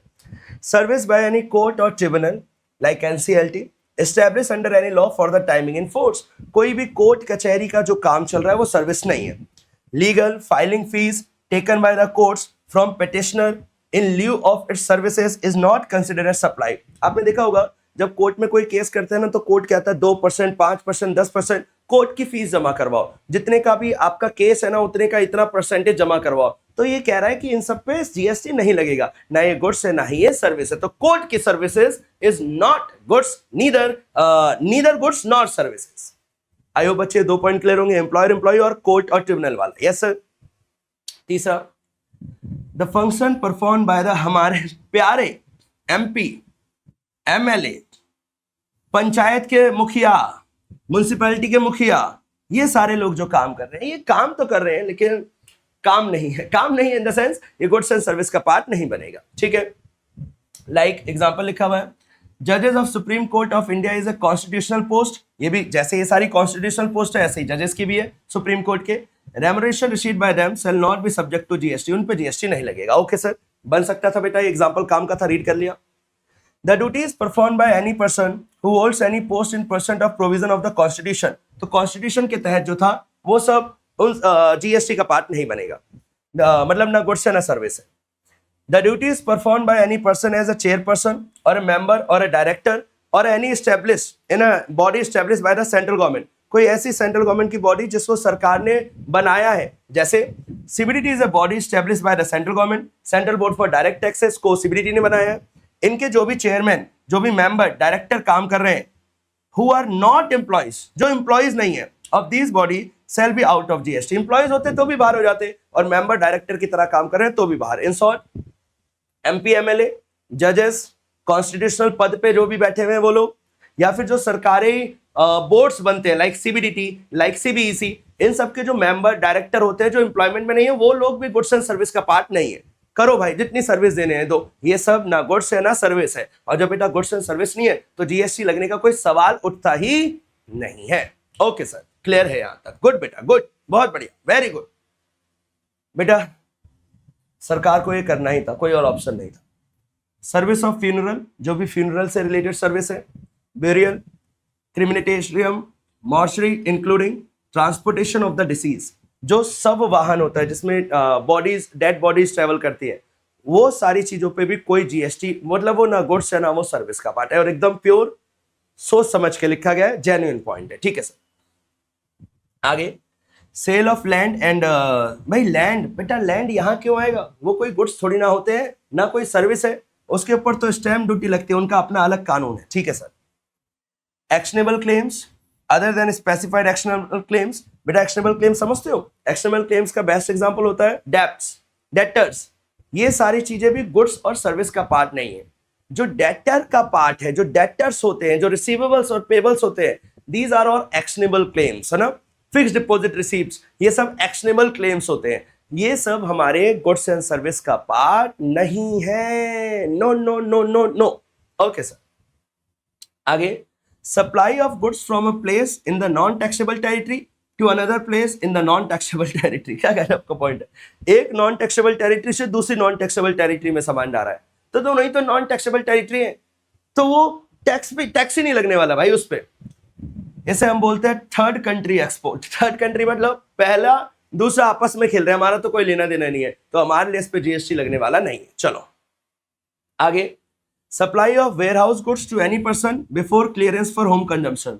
हमने जो वेयरहाउस में रखे सामान थे ना, वो अभी कंज्यूमर को बेचने से पहले एक जगह से दूसरी जगह ट्रांसफर हो रहे हैं। Supply of goods lying in a custom bonded warehouse, जो कस्टम वेयरहाउसेज होते हैं, कस्टम में सुना होगा बेटा ये आपने, has been treated as neither supply nor goods, ना ही गुड्स है ना सप्लाई है। ये एंट्री इस दिन से आई है। बस इतना ध्यान रखना है कि जब वेयरहाउस गुड्स को कंजम्पशन से पहले एक जगह से दूसरी जगह कर रहे हैं, तो वो ना कुछ सप्लाई ही नहीं बन रहा, ना गुड्स का सप्लाई बनेगा ना सर्विस का सप्लाई बनेगा। इन शॉर्ट जीएसटी लगने का स्कोप खत्म। अगला, supply of goods by consignee or any other person by endorsement of document of title to the goods. बेटा कंसाइनी, मैंने आपको सामान दिया था आगे बेचने के लिए, तो I am the consignor, you are the consignee, ठीक है ना। हाँ, तो जहां सप्लाई ऑफ गुड्स हुआ कंसाइनी के द्वारा या किसी और बंदे के द्वारा, और उसने गुड्स के डॉक्यूमेंट्स ऑफ टाइटल को इंडोर्स कर दिया, किसी नाम लिख के साइन करके किसी और का दे दिया, after the goods have been dispatch to the port of origin located outside India but before clearance for consumption. Consumption final होने से पहले, होम कंजम्पशन मतलब फाइनल कंज्यूमर के जाने से पहले, अगर कोई कंसाइनी इंडोर्स कर रहा है गुड्स को, और वो इंडोर्समेंट कहां हो रही है, हैज बीन डिस्पैच, भारत से डिस्पैच हुआ है, from the port of origin located outside India, ऐसे पोर्ट ऑफ ओरिजिन से जो इंडिया के बाहर लोकेटेड है, क्लियरेंस के लिए पहले, होम क्लियरेंस से पहले के लिए, तो जो भी ये सप्लाई हो रहा होगा ये सप्लाई का पार्ट नहीं है, ये गुड्स एंड सर्विस का पार्ट नहीं है। मतलब सर ये लिखा हुआ है बेटा, पढ़ना, एग्जांपल से क्लियर हो जाएगा। एक कंपनी है, इसने इंपोर्ट करा है कंसाइनमेंट का लिपस्टिक्स का फ्रॉम इटली, इटालियन लिपस्टिक भाई, before the clearance of such consignment for home consumption. अभी ना वो मार्केट में फैल रहा नहीं है, अभी लोगों ने उसे खरीदना नहीं शुरू करा, ठीक है। Lor limited sold the imported lipsticks to L mart limited, बेचने से पहले किसी कंपनी को बेच दिया। कंपनी लिपस्टिक लगाएगी क्या? ना, कंपनी थोड़ी ना लगाती है, तो अभी होम कंजम्पशन नहीं हुआ। By endorsing the bill of lading, bill of lading बेटा याद करो, डॉक्यूमेंट ऑफ टाइटल होता है, yes sir. then the sale transaction between LOR and LMART shall not be considered as supply। तो ये सप्लाई नहीं बनेगा। मतलब क्या समझे, ये लिपस्टिक थी, इसे लगाना है। ये लिपस्टिक है, ये इटली से इंडिया में आया, मैंने मंगाया था, कंसाइनमेंट पे आ गया। अब ना अभी ये होम कंजम्पशन के लिए नहीं जा रहा, होम कंजम्पशन के लिए जा रहा होगा तो बेटा गुड्स है, लेकिन अभी होम कंजम्पशन के लिए नहीं है, इसे मैंने किसी और कंपनी को भेज दिया, वो बेचेगी आगे। तो ये जो हमारे बीच में हुआ ना, ये गुड्स और सर्विस का पार्ट नहीं बनेगा। लेकिन ध्यान रहे, बाहर से इंडिया आ रहा है तो नहीं बनेगा, अगर इंडिया में है तो बनेगा। 9, activity of apportionment of co insurance premium by the insurer to the co insurer. आपने को इंश्योरेंस का कॉन्सेप्ट पढ़ा होगा, एक से ज्यादा इंश्योरेंस कंपनियां मिलकर इंश्योरेंस कर रही हैं, तो उनके बीच में जो प्रीमियम का अपॉर्शनमेंट हो रहा है, बंटवारा हो रहा है, वो भी हमारा ना गुड्स बनेगा ना सर्विस। ओके सर, मतलब इंश्योरेंस कंपनी का पॉइंट था। Services by insurer to the reinsurer, जो एक इंश्योरेंस कंपनी, यहां तो बेटा वो बंट रहा था आपस में, को इंश्योरेंस हो रहा था, यहाँ पे एक का इंश्योरेंस अब कोई और ले रहा है, री इंश्योरेंस हो रहा है। Service by insurer to reinsurance which ceding commission or the reinsurance commission. तो जो भी री इंश्योरेंस का कमीशन है, भाई देख के तो लग रहा है इंश्योरेंस है तो सर्विस होनी चाहिए, लेकिन इन दोनों को कहकर मना करा है कि ये दोनों ना गुड्स तो वैसे भी नहीं थे, सर्विस भी बनने वाले नहीं है। तो ये जो भी कमीशन का पैसा जा रहा है विदाउट एप्लीकेशन ऑफ जीएसटी आराम से जा सकता है। डन? Yes sir. आगे खत्म भाई, तीनों शेड्यूल खत्म। अभी तक बच्चों आपने क्या सीखा वो मैं अभी आपके सामने प्रकट हो जाऊंगा, अभी आपके सामने आ जाऊंगा और आपसे पूछना शुरू करूंगा। याद कर लो अच्छे से। सबसे पहले सप्लाई पढ़ा, सप्लाई तो क्या होती है। फिर हमने बैक टू बैक 3 शेड्यूल पढ़े। शेड्यूल 1 कंसिडरेशन के बगैर भी सप्लाई बन जाएगा। शेड्यूल 2 कंफ्यूजन थी ना कि गुड्स बनेगा सर्विस, क्लियर कर दिया भाई। कुछ तो बहुत ही कॉमन सेंस थे, कुछ अच्छे थे, वो काम के थे। और तीसरा कुछ ऐसी चीजें जो ना गुड्स थी ना सर्विसेज, जिसमें वो जजेस वाले क्वेश्चन तो बहुत बार आते हैं। जो सुप्रीम कोर्ट के जज हैं वो कॉन्स्टिट्यूशनल पोस्ट पे बैठे हैं या इनकी तरह कोई और कॉन्स्टिट्यूशनल पोस्ट है, वो पेपर में बताएगा कि कॉन्स्टिट्यूशनल पोस्ट है या नहीं, लेकिन जज का क्वेश्चन आया तो वो तो कॉन्स्टिट्यूशनल पोस्ट ही है, सुप्रीम कोर्ट के जज। तो वो ध्यान रखना, ठीक है। एमपी एमएलए हो गए या कोई सीबीडीटी की कोई मेंबर हो गए, वो लोग जो सर्विस दे रहे हैं, फ्यूनरल सर्विस हो गई, क्रिमिनेशन वाली सर्विस हो गई, ये सब ना गुड्स है ना सर्विस। को इंश्योरेंस वाला जो अभी थोड़ी देर पहले पढ़ा, ये सारी चीजें नीदर गुड्स नो, वो लिपस्टिक वाली बातें, ये सब आपको ध्यान रखनी है बच्चों। बताओ यहां तक क्लियर है? पक्की बात है, सब कुछ क्लियर है यहां तक का? अगर सब कुछ क्लियर है तो हम शुरू कर रहे हैं आगे। देखो बेटा क्या लिखा हुआ है, एक गजब की हेडिंग लिखी हुई है, गजब, एकदम मस्त। लिखता है charging section of GST. The charging section is a must in any law. भाई आपने अगर कैपिटल गेन कह रहा हूं, कोई भी चैप्टर जो आपने टैक्स के अंदर पढ़ा होगा, टैक्स लगाने के लिए ना चार्जिंग सेक्शन बहुत काम का होता है। Charging, without having any charge how can you charge the tax? Specially the charging section is a must in any tax law for levy and collection of tax. Tax को लगाने के लिए, collect करने के लिए बहुत जरूरी है। Section 9, section 5, section 7 are the charging provision of CGST, IGST और यूटीजीएसटी। अलग अलग, मतलब भाई तीनों में ही पैसा लिया जा रहा है ना, टैक्स लिया जा रहा है, सीजीएसटी एसजीएसटी हर जगह तो पैसा लिया जा रहा है, तो हर जगह का चार्जिंग सेक्शन होगा, हर जगह का नंबर अलग अलग है। ठीक है सर। बेटा ये ना अभी ऐसे बहुत ज्यादा काम का नहीं है, बस यहाँ पे ये बता रखा है अंडर सीजीएसटी चार्जिंग सेक्शन है सेक्शन 9, आईजीएसटी 5 और आईजीएसटी भी 5। ठीक है। इसमें ना मैक्सिमम रेट की मैं आपको एक चीज दिखाने वाला हूं, बस और कुछ नहीं। हम सबको पता है आईजीएसटी है तो मैक्सिमम रेट कितना था इसमें, 40, और सीजीएसटी है तो बेटा मैक्सिमम रेट इसका ना नीचे ये रहा 20, और इधर आईजीएसटी है तो बोलो इस पे भी कितना हो जाएगा, 20, है ना। इट मींस बेटा यूटीजीएसटी होगा, ये आईजीएसटी नहीं, यूटीजीएसटी, इसमें भी कितना हो जाएगा, 20। इट मींस आईजीएसटी है तो आईजीएसटी पे तो 40 है, ये हमारे को पता है, लेकिन उसके अलावा बाकी सारे मैक्सिमम रेट है 20-20 वाले, है ना। इसके अलावा 24 भी है हमें पता है, 18 भी है हमें पता है, 5 भी है ना, ये सारी चीजें पता है, 3 भी है, ये सारी चीजें अपने को पता है। यहाँ पे बस ये मैंने इसलिए लिख दिया कि बच्चे को ये पता हो जाए टैक्स कलेक्ट करने के लिए चार्जिंग सेक्शन की बहुत जरूरत होती है। डन। अलग अलग जो सीजीएसटी एक्ट, जीएसटी एक्ट है ना हमारे, सबके जो चार्जिंग प्रोविजंस है वो अलग अलग सेक्शन में लिखे हुए हैं। Okay sir. अब बेटा सप्लाई ऑफ, ये हमने ना ये सेम टू सेम पॉइंट उसमें भी आता है, क्या कहते हैं, जब हम रिटर्न्स भर रहे होते हैं उसमें भी इसका बहुत बड़ा रोल आता है। आओ पढ़ते हैं। Supply of alcoholic liquor for human consumption and undenatured extra neutral alcohol or rectified spirit, जैसे हम पेट्रोल वगैरह कहते हैं, रेक्टिफाइड स्प्रिट, स्प्रिट अगर सिर्फ स्प्रिट है तो वो पेट्रोल बनता है, या कोई भी alcoholic liquor for human consumption, इन सबको साफ साफ बोला गया है भाई इन सब के ऊपर जीएसटी नहीं लगेगा, इन पे एक्साइज लगती है स्टेट की, ठीक है। इसके अलावा ये बेटा मोटर स्प्रिट होता है पेट्रोल, ठीक है, high speed petroleum crude, natural gas, aviation turbine, वो जो एरोप्लेन्स में वो डलता है फ्यूल डलता है, ये सारी चीजें जीएसटी नहीं लगता है, ये सब बहुत बेसिक था, ठीक है सर। एसेंशियल गुड्स जिसको एग्जाम किया गया है, याद करके जाना बेटा। Some of the key ones are, ये की वंस है जो हमारे आईसीएसआई के मॉड्यूल्स में है उसके हिसाब से देखना। अनब्रांडेड आटा, बेसन, मैदा, भाई आटा बेसन मैदा की बात चली रही है तो खीर पूड़ी क्यों ना बन जाए ठीक है, बना लेंगे। अनपैक्ड फूड ग्रेन्स, खुले वाले। फ्रेश मिल्क, फ्रेश होना चाहिए। एग्स, अंडेज, कर्ड, दहिया, fresh vegetables, betel leaves, plastic के बैंगल्स, प्लास्टिक के bangles, live fish, live fish क्या होती है भाई, जीवित फिश, जीवित मछली, इंडियन नेशनल फ्लैग, वाह गजब, ये सारी चीजें एग्जेम्प्टेड है। कुछ की वन से और भी बहुत सारी बेटा, डन ना, यस सर। जनरली क्वेश्चन बनने के चांसेस थोड़े कम है, हाँ, लेकिन एक ओवरव्यू जरूर लेकर जाना। अब बेटा एज सच अभी इसको हम डिटेल में नहीं पढ़ेंगे, क्या है उसका मैं की बता देता हूं, बहुत बेसिक है, सवाल आने के चांसेस कम है।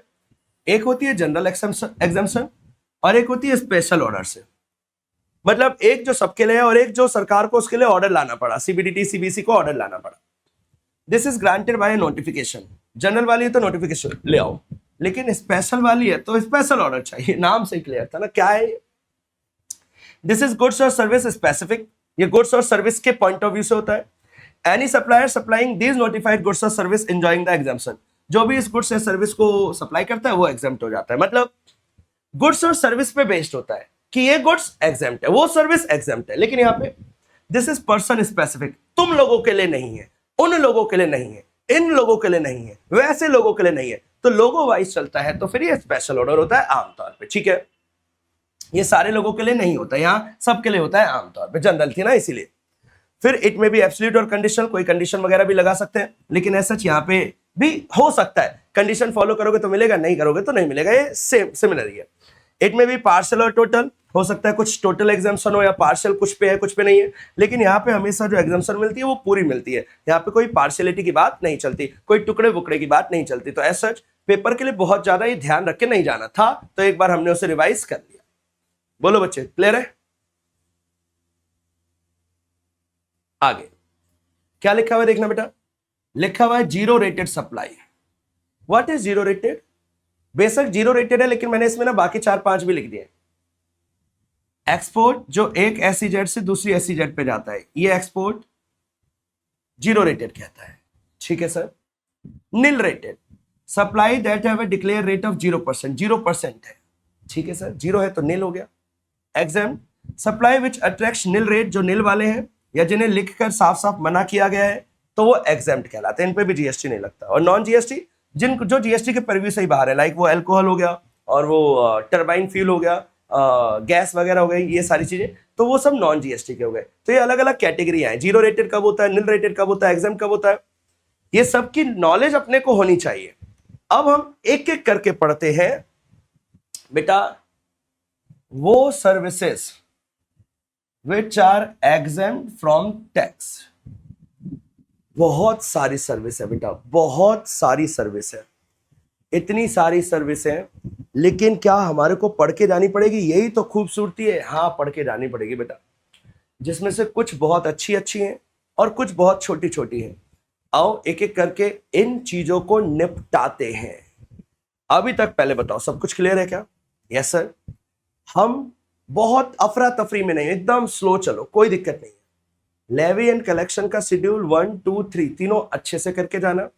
फिर ये जो बीच बीच में छोटे छोटे टॉपिक आए कि जनरल एग्जाम्पशन क्या होती है, स्पेशल वाली क्या होती है, इन सब का एक ओवरव्यू ले लेना। अभी जब आप रिवाइज अपने एंड पे कर, अभी तो मैं करवा रहा हूं, जब अपने एंड पे करोगे ना तो एक बार बुक से पढ़ लेना इसे, जैसे मैंने अभी पढ़ाया था, ठीक है, तेजी से, मतलब बहुत अल्ट्रा स्लो मत चलना है इसमें। नील रेटेड क्या होता है, एग्जाम्प्ट क्या होता है, नॉन जीएसटी वाली क्या होती है, ये सब हमें अच्छे से पता होना चाहिए। एज ए स्टूडेंट तो भाई पूरे कॉन्सेप्ट क्लियर होने ही चाहिए। अब हम पढ़ने जा रहे हैं वो services which are exempt from what? Tax.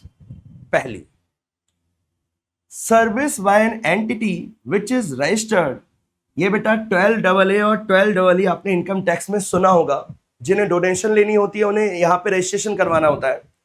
तो जो चैरिटेबल एक्टिविटीज वाले लोग सर्विस दे रहे हैं, वो चैरिटेबल संस्थाएं जो 12A और 12AB में रजिस्टर्ड हैं, उन लोगों के द्वारा, उन भले संस्थाओं के द्वारा जो भी काम हो रहा है इज एग्जाम, कुछ भी कर रहे हो इज एग्जाम, उनकी सर्विस इज एग्जाम, उनकी सर्विस, उनको नहीं, उनकी सर्विस। ठीक है सर। दूसरा, service by way of transfer of a going concern. कोई बिजनेस ट्रांसफर हुआ है as a whole or an independent part thereof, या तो उसका एक पूरा हैंड, एक पूरा पार्ट ही ट्रांसफर हो गया है। तो अगर कोई गोइंग कंसर्न बिक रहा है तो वो हमारे सर्विस से एग्जेम्प्टेड है, वो जीएसटी को अट्रैक्ट नहीं करेगा। डन। आप नोट कर रहे हो तो पहले में लिखना चैरिटेबल इंस्टीट्यूशंस, दूसरे में लिखना क्या? दूसरे में लिखना सर्विस किसकी? Bye way of going concern, transfer of going concern, बस और कुछ नहीं, transfer of going concern, nothing else, और कुछ मत लिखना। तीसरा, pure service excluding work contract, composite supply को छोड़ते हुए क्या है प्योर सर्विस? दी किसको है? सेंट्रल गवर्नमेंट को। सेंट्रल गवर्नमेंट के लिए हमने कोई काम करा, स्टेट गवर्नमेंट के लिए, यूनियन टेरिटरी के लिए, लोकल अथॉरिटी के लिए। By way of any activity in relation to any function interested to a panchayat under article 243G। तो ये जो प्योर सर्विस है इन लोगों को जा रही है, इन सर्विसेज के ऊपर भी एग्जम्पशन है, इन सर्विस के ऊपर कोई जीएसटी एप्लीकेबल नहीं है। किन किन पे नहीं है सर, एक बार और बताओ ना। हाँ सुनो, सबसे पहला चैरिटेबल इंस्टीट्यूशन वाला, याद करो। दूसरा, जो गोइंग कंसर्न ट्रांसफर हो रहा है, याद करो। तीसरा, वो प्योर सर्विसेज जो ट्रांसफर जो दी जा रही हैं, प्रोवाइडेड टू, इन लोगों को दी जा रही हैं, इन सर्विस को भी जीएसटी के एग्जेम्पशन के दायरे में लाया गया है, मतलब जीएसटी नहीं लगेगा, सर्विस नहीं मानी जा रही है इसे। ठीक है। अगला, कंपोजिट सप्लाई बेटा फिर आ गया है, सुना था ना कंपोजिट सप्लाई? हाँ, composite supply of goods and service in which the value of supply of goods and service of goods constitutes not more than 25% of value of the composite supply। अगर उसमें 25% से जो गुड्स की value है वो ज्यादा नहीं है तो वो सर्विस नहीं बनेगा। Provided to the central government, और ये हमने किसको दिया है? सेंट्रल गवर्नमेंट, स्टेट गवर्नमेंट, ये आगे के वर्ड सेम है, union territory, local authority, by way of an activity. देखो आगे की लाइनें सेम है, हम इन लोगों को सर्विस दे रहे हैं, है ना, गुड्स दे रहे हैं, सर्विस दे रहे हैं, कंपोजिट सप्लाई के अंदर दे रहे हैं, जिसमें 25% से ज्यादा नहीं था। In which value of supply of goods constitute not more than 25%, मतलब जो गुड्स और सर्विस जा रही है इसमें 25% तक ही मैक्सिमम क्या है? गुड्स। और ये गुड्स दे किसको रहे हैं? इन सबको दे रहे हैं, इन सबको। ये प्योर सप्लाई नहीं था, ये कंपोजिट सप्लाई था। पिछला वाला प्योर सप्लाई था, ये वाला कैसा सप्लाई है? कंपोजिट, मतलब सर्विस भी है इसमें। तो बेटा समझना लॉजिक क्या है उसके पीछे का। बेटा इसमें प्योर सर्विस थी, प्योर सर्विस, कोई गुड्स का, कोई दूर दूर तक गुड्स नहीं थे। इस वाले में ना सर्विस के साथ गुड्स भी दे दिया। तो सरकार ने पता है क्या दिमाग चलाया, ये तो सर्विस की एग्जम्पशन है, तो सरकार ने बोला ठीक है तुम कंपोजिट कर लो, लेकिन गुड्स 25 से ज्यादा नहीं होने चाहिए। अगर गुड्स 25 से ज्यादा हो गए तो एग्जम्पशन खत्म। गुड्स मैक्सिमम 25 तक ही होने चाहिए। डाल लो ये अपने भेजे में, गुड्स 25 तक ही होने चाहिए मेरे बेटा। अगर गुड्स 25 से ज्यादा हो गए तो ये जो एग्जम्पशन का आप पॉइंट पढ़ रहे हो 3A, ये फेल हो जाएगा। ओके सर, सर्विस दे किसको रहे? वो सेम था 3, जो ये हमारा 3 था, यहाँ पे जिनको दे रहे थे वो भी सेम है। ये जो आगे कानून का नाम है इनके तहत ही सेंट्रल गवर्नमेंट, स्टेट गवर्नमेंट को दे रहे थे, यहाँ पे भी सेम था। अगला 3B लिखता है service provided to a government authority by way of water supply, पानी दिया जा रहा है, ठीक है, नहीं लगेगा जीएसटी, रो रहे हैं लोग। पब्लिक हेल्थ डिपार्टमेंट्स में, सैनिटेशन या कंजर्वेंसी में, सॉलिड वेस्ट मैनेजमेंट, कूड़ा करकट का मैनेजमेंट वाले लोगों को दे रहे हैं, स्लम इंप्रूवमेंट, जो स्लम एरियाज है उनके इंप्रूवमेंट के लिए। तो जो भी सर्विस प्रोवाइड हो रही है गवर्नमेंट अथॉरिटीज को इन चीजों के थ्रू, इन चीजों की हेल्प से, तो ये सारी चीजें बेटा थोड़ी एसेंशियल नेचर की है, इन सबको सर्विस की कैटेगरी से बाहर रखा है। ओके, लेकिन ध्यान रहे ये सर्विसेज अगेन किसको मिली है? गवर्नमेंट। मतलब गवर्नमेंट कितना बढ़िया काम कर रही है, जो सर्विस गवर्नमेंट को मिल रही है उसे सर्विस के दायरे से ही बाहर कर दिया है। ओके, कौन दे, सरकार से कौन लेगा टैक्स भाई? अगला बेटा फोर्थ, कहने को 3 पॉइंट हुए हैं लेकिन पढ़ने को 3 पॉइंट नहीं हुए, पढ़ने को आपने 3 से ज्यादा पढ़ लिए। फोर्थ, सर्विस बाय गवर्नमेंट, अब है बाय गवर्नमेंट, अभी था 2 to 2, अब है bye bye bye. Service by government authority by way of any activity in relation to any function under municipality, municipality वाले जो भी काम हो रहे हैं आर आउट ऑफ सर्विस का दायरा नहीं है। सर्विसेज भाई, सर्विस है मतलब एग्जाम्पशन है। ओके सर, अगला सर्विस बायस, अगेन बाय आगे बेटा, by government authority by way of any activity relation to any function interested to a panchayat. तो बेटा चाहे म्युनिसिपैलिटी वाले काम हो, पंचायत वाले काम हो, टेंशन फ्री घूमो, कोई जीएसटी नहीं, सर्विस एग्जेम्प्टेड है। यस सर, तो म्युनिसिपैलिटी हो गए, पंचायत हो गए, ये तो कितने इजी पॉइंट है बेटा, ये तो सबको आसानी से याद हो सकते हैं। अगला, ये वर्ड देखते ही एग्जाम्प्ट एग्जाम्प्ट एग्जाम्प्ट, आंख बंद, एग्जाम्प्ट ऐसे करना। आगे service by the central government, अब ये सारे बाय बाय वाले चल रहे हैं। Central government, state government, UT, local authority, excluding the following services. Service by the, भाई जो ये सारे सरकारें सर्विस दे रही है ये सब एग्जाम्प्ट है, लेकिन ये जो है ना, ये जो है ये एग्जाम्प्ट नहीं है, मतलब ये टैक्सेबल है। पहला, service by the department of post office and the ministry of railways, GST लगेगा, क्योंकि अगर इन लोगों को एग्जाम्प्ट कर दिया ना तो भाई रेलवेज का तो कितना मोटा काम है, नुकसान हो जाएगा, जीएसटी कितना मोटा नुकसान हो जाएगा, इसलिए वो है, जीएसटी है, इस पे है। Service in relation to an aircraft or a vessel inside or outside the presidents of ports of an airport, airport के या पोर्ट के इर्द गिर्द की जो भी चीजें हैं, जो भी सर्विस आ रही है पोर्ट्स के द्वारा, लगेगा जीएसटी। ट्रांसपोर्टेशन ऑफ गुड्स और पैसेंजर्स, लगेगा जीएसटी भाई, कोई दिक्कत नहीं है, ये बेशक सरकार दे रही है लेकिन जीएसटी लग रहा है। Any service other than service covered under entries A to C provided to a business entity, जो भी ए टू सी में कुछ और सर्विस है, इसके अलावा कोई और सर्विस है लेकिन वो किसी बिजनेस एंटिटी को दी जा रही है, बिजनेस को दी जा रही है तो लग जाएगा, हम कंज्यूमर्स को दी जा रही है तो नहीं लगेगा। ओके ना, तो इन शॉर्ट जो सेंट्रल गवर्नमेंट या ये सरकारी लोग काम कर रहे हैं तो वो एग्जाम्प्ट है, लेकिन ये तीनों एग्जाम्प्ट नहीं है। और चौथे में कहता है ऊपर वाले 3 काम के अलावा भी कोई काम था लेकिन वो बिजनेस एंटिटीज को दिया गया है, तो जब बिजनेस एंटिटीज को दिया गया है तो फिर लग जाएगा जीएसटी। आगे डिस्क्रिप्शन, हमारा 7वां point, service provided by again central state union local to a business entity with an agreement aggregate turnover to such amount in the preceding financial year as make it eligible for exemption. कुछ limits दे रखी होंगी, वो हम ध्यान नहीं रखेंगे। इन लोगों ने सर्विस दी है बिजनेस एंटिटी को, यहाँ पे अभी हमने पढ़ा बिजनेस एंटिटी को दिया तो टैक्सेबल होगा, लेकिन अगले में कह रहा है बिजनेस एंटिटी को एक पर्टिकुलर जो टर्नओवर वाली कंपनी है उनको दिया है तो एग्जाम्प्ट हो जाएगा। वो क्या लिमिट है वो अभी काम की नहीं है, ठीक है सर।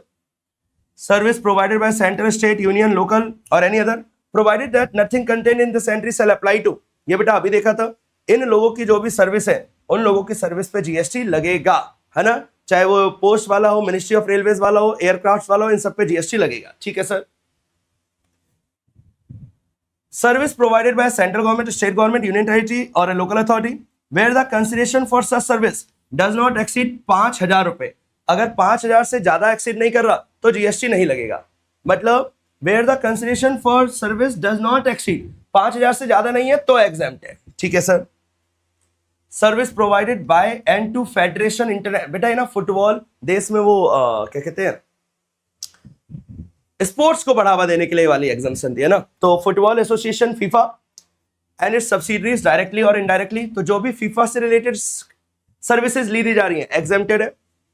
और दूसरा services provided by and to federation international football association, वही फीफा, लेकिन ये वाला और इस वाले में डिफरेंस क्या है बेटा, ये वर्ल्ड कप 17 वाला था और ये वर्ल्ड कप 2020 वाला है। क्या वर्ल्ड कप 2000 फीफा का भारत में हुआ था बेटा, फीफा का वर्ल्ड कप नहीं, फीफा का यू अंडर 17 वाला है ना, यहाँ पे भी कौन सा वाला है, अंडर 17 वाला है, तो ये ध्यान रखना, ये मत सोचना कि फीफा तो कभी भारत में हुआ ही नहीं था तो ये कहां से आ गया, ये अंडर वाले की बात है, हुआ था तो उनके एग्जाम्पशन थी। अभी तो ये वाला पॉइंट क्या प्रैक्टिकली काम का है, सोच कर देखो, नहीं सर।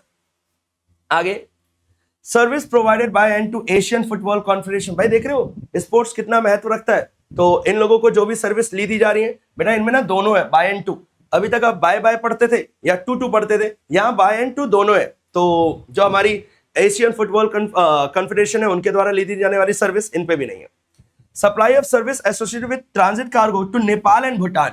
नेपाल एंड भूटान में जो भी ट्रांजिट हो रहा है, जो भी ट्रांसपोर्टेशन का काम हो रहा है कार्गोस का, वो सप्लाई है तो, लेकिन इन दोनों देशों को बेनिफिट पहुंचाने के लिए ये हम सप्लाई नहीं मानेंगे, ठीक है, मतलब एग्जाम्प्ट है।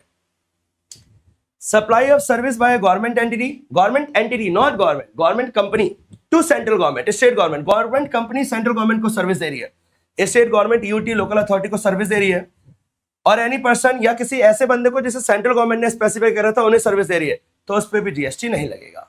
अगला example, service by an old age home, बेटा वृद्धा आश्रम, run by the central government, state government, इन लोगों ने जो भी संस्था चला रखी है सेंट्रल गवर्नमेंट या स्टेट गवर्नमेंट ने ओल्ड एज होम वाली, रजिस्टर अंडर 12A, अभी आया था 12A वाला पॉइंट, इसमें रजिस्टर है तो जीएसटी नहीं लगेगा। Against consideration up to 25,000 rupees, 25,000 रुपए तक पर मंथ पर मेंबर ले रहे हैं तो, provided that consideration charge is inclusive of charge for boarding lodging. लेकिन ये जो चैरिटेबल संस्थाएं हैं ये 25,000 से ज्यादा चार्ज कर रही हैं ओल्ड एज होम में, तो भाई फिर जीएसटी लगने लग जाएगा। मतलब 25,000 तक की कंसिडरेशन है, अप टू 25,000 है, फिर ये क्या बन जाएगा, एग्जाम्प्ट बन जाएगा, ठीक है sir. Service provided by ministry of railways to individuals by way of sale of platform ticket पे नहीं लगेगा, बेटा पेपर में आ सकता है क्योंकि प्रैक्टिकल है ना बहुत ज्यादा। आप सबको एज ए स्टूडेंट हम सबको ये पता होना चाहिए, प्लेटफॉर्म टिकट पे जीएसटी नहीं है, रिटायरिंग रूम वेटिंग रूम पे भी नहीं है, क्लॉक रूम सर्विस पे भी नहीं है, बैटरी ऑपरेटेड कार सर्विस पे भी नहीं है, ठीक है जी। याद रखना है इंडियन रेलवेज का 9E, प्लीज, अच्छा पॉइंट था। 9F कहने को बेटा 9th ही पॉइंट पे पहुंचे हैं, लेकिन ये बहुत सारे पॉइंट हो गए हैं, आपको पता चल रहा है। इन सबका एक की वर्ड लिखते हुए चलो, कहीं जो बड़े पॉइंट है ना उसको लिख लो फ्रॉम बुक, या उसको भी अभी हिंदी में लिख लो, वीडियो पॉज करके उसे हिंदी में लिख लो। बहुत अच्छी एक्टिविटी बता रहा हूं भाई, ये एफर्ट्स तो देने ही पड़ेंगे, ठीक है sir. Service provided by one zone या division under ministry of railways, भाई मिनिस्ट्री के डिवीजन बने, रेलवेज के जोन बने होते हैं, पता होगा ना आपको। ये आपने रेलवेज में भी लिखा हुआ देखा होगा, जो इंजन होते हैं उसमें भी लिखा होता है ये जोन है, नॉर्थ जोन है, फलाना जोन है। तो ये जोन आपस में जो सर्विस लेना देना कर रहे हैं वो भी एक्सेप्ट है, ठीक है सर। अगली, service provided by special purpose vehicles to ministry of railways, जो भी स्पेशल पर्पस की कंपनियां हैं जो मिनिस्ट्री ऑफ रेलवेज को सर्विस दे रही हैं, by allowing ministry of railways to use the infrastructure built and owned by them under concessional period against consideration and service of maintenance. In short, SPV, आप बस लिखो SPV जो भी service दे रही है किसको, मिनिस्ट्री ऑफ रेलवेज को, कंसेशनल रेट वाली उस पे एग्जाम्प्ट है। इसके अलावा service provided by way of pure labour contract, construction, erection, commissioning, ये सारे ना बेटा अलग अलग एक्टिविटीज हैं जो प्योर लेबर कॉन्ट्रैक्टर है, इन चीजों के ऊपर भी सर्विस नहीं लगेगी। उन स्ट्रक्चर के लिए जो सिविल स्ट्रक्चर है, और any other original work pertaining to the beneficiary led individual house construction और एनहेंसमेंट अंडर हाउसिंग, मतलब घर के लिए या सिविल स्ट्रक्चर के लिए ये जो सारे काम है ये सर्विस, अगर लेबर सिर्फ लेबर वाले, कोई मटेरियल है तो वो तो लग जाएगा जीएसटी, लेकिन लेबर कॉन्ट्रैक्ट वाले जीएसटी नहीं लगेंगे, एग्जेम्प्ट है। Service supplied bye electricity distribution utilities bye way of construction, जो इलेक्ट्रिसिटी डिस्ट्रीब्यूशन की यूटिलिटीज होती हैं, कंपनियां हैं जो कंस्ट्रक्शन, इरेक्शन, कमीशनिंग कर रही हैं, और इंस्टॉलेशन ऑफ इंफ्रास्ट्रक्चर, वो खंबे वगैरह लगा रही हैं, सब कुछ एग्जाम्प्ट है। फॉर एक्सटेंडिंग, लेकिन किस चीज के लिए, जब वो इलेक्ट्रिसिटी डिस्ट्रीब्यूशन नेटवर्क बिछा रही हैं ट्यूबवेल्स के लिए, फार्मर्स के लिए, एग्रीकल्चरिस्ट के लिए, एग्रीकल्चर यूज के लिए, तो एग्जाम्प्ट है, ठीक है sir. Service by way of pure labour contract, बेटा सेम वर्ड थे, original work pertaining to a single residential unit, घर के रिलेटेड है, otherwise an as a part of residential complex, complex नहीं है, एक सिंगल यूनिट है, एक घर बन रहा है, घर कॉम्प्लेक्स नहीं बन रहा, तो एग्जाम्प्ट है। अगेन ये सर्विस वही पुरानी वाली है। Service provided by fair price shop, बेटा राशन की दुकानें, to central government, state government, जो फेयर प्राइस शॉप होती है वो जो सर्विस दे रही है, सुना होगा आपने पब्लिक डिस्ट्रीब्यूशन सिस्टम, वो सारी सर्विस भी जीएसटी के दायरे से बाहर है, मतलब एग्जाम्प्ट है, ठीक है sir. Service by way of renting of residential dwelling for use as residence, भाई रहने के लिए किसी को जगह दी है तो नहीं लगेगा, except where the residential dwelling is rented to a registered person, लेकिन रजिस्टर्ड पर्सन को दिया है तो लग जाएगा, अदर देन रजिस्टर्ड को दिया है तो जीएसटी एग्जेम्प्टेड है, ठीक है। आगे, supply of accommodation service of having value less than, बेटा याद कर लेना इसे, service of accommodation service of value having less than और इक्वल टू 20,000 पर पर्सन पर मंथ, 20,000 रुपए तक है per person per month, provided that the accommodation service are provided for a minimum continuous period of 90 days. 90 दिनों तक हर महीने का 20,000 से कम का रेंट है और वो किस चीज के लिए यूज हो रहा है, एकोमोडेशन के लिए, रहने के लिए, तो उस पर जीएसटी नहीं लगेगा। ठीक है ना, मतलब ये जो हम लोग किराए पे घर चढ़ाते हैं उनके लिए कह रहा है। ठीक है सर, 20,000 का ध्यान रखना। Service by a person by way of conducting of any religious ceremony, renting of presence of a religious place, like मंदिर में जगह लेकर शादी कर रहे हैं, पंडित जी को बुलाए, वो सारी सर्विसेज एग्जेम्प्ट है। ठीक है, ये सारी चीजें इसमें लिखी हुई, मतलब प्योर जो भी उससे रिलीजियन से रिलेटेड है उनको भी एग्जेम्प्ट करा हुआ है अच्छी सोच के साथ। ठीक है सर, अगला, transport of passenger with or without accompanied belongings. हम पैसेंजर ट्रांसपोर्ट कर रहे हैं by air in economic class, economic class होती है, बिजनेस क्लास होती है, तो इकोनॉमिक क्लास में, एम्बार्किंग फ्रॉम और terminating in airport located in, लेकिन इन राज्यों के लिए अरुणाचल प्रदेश, असम, मणिपुर, मेघालय, मिजोरम, नागालैंड, सिक्किम, त्रिपुरा, बागडोगरा जो वेस्ट बंगाल में है, इन राज्यों से उड़ रहा है जहाज या इन राज्यों में आ रहा है, एग्जेम्प्ट है। ठीक है, लेकिन इकोनॉमिक क्लास वाला। अगर non air consider contract carriage है, मतलब जिसमें एसी नहीं लगा हुआ, other than radio taxi, taxi के अलावा टैक्सी पे लग जाएगा, for transportation of passenger excluding tourism, conducted tour, charter और हायर। तो पॉइंट कह रहा है अगर नॉन एयर कंडीशनड कोई कैरेज है, टैक्सी वगैरह को छोड़कर, एसी नहीं है उसमें, तो एग्जेम्प्टेड है। ठीक है sir, stage carriage other than air condition stage carriage, non AC वाली बस, स्टेट कैरेज मतलब वो हरियाणा रोडवेज की बस है, नहीं है जीएसटी। ठीक है,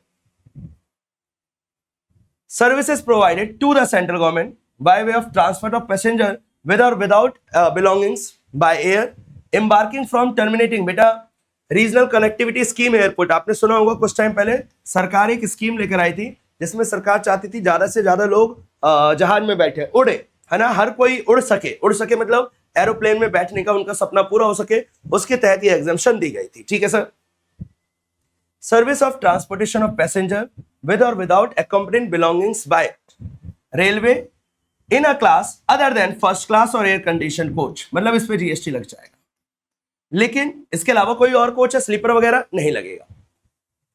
मेट्रो, मोनोरोल, ट्रामवे नहीं लगेगा, इनलैंड वाटरवेज नहीं लगेगा, पब्लिक अदर देन है बेटा, ये अदर देन। ठीक है, इस वाले के लिए ये दोनों अदर देन थे।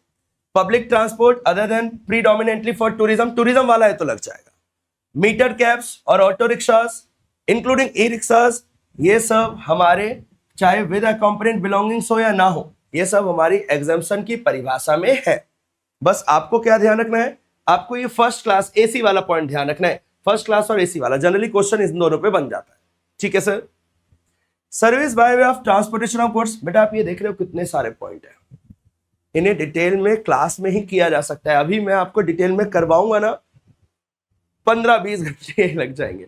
अभी दिस इज फॉर रिवीजन, और मैं थोड़ा स्लो ही पढ़ा रहा हूं, ऐसा नहीं कि सर जो ट्रेन सर्विस दे रही है, जो रेलवे वाले सर्विस दे रहे हैं एग्जाम होता है, ये वाला सर्विस दे रहे हैं एग्जाम हो रहा है, इस तरीके से नहीं, मैं आपको लाइन टू लाइन दिखाता हुआ चल रहा हूं। ठीक है sir, service by way of transport of goods by road except the service of goods GTA, बेटा जीटीए पे जीएसटी लगता है, पता है हम सबको, गुड्स ट्रांसपोर्ट एजेंसी, कोई कुरियर एजेंसी है तो इस पे भी लग जाएगा। तो रोड के द्वारा ट्रांसपोर्ट हो रहा है इन दोनों के अलावा किसी और तरीके से तो एग्जाम्प्ट है, या इनलैंड वाटरवे से हो रहा है तो भी एग्जाम्प्ट है।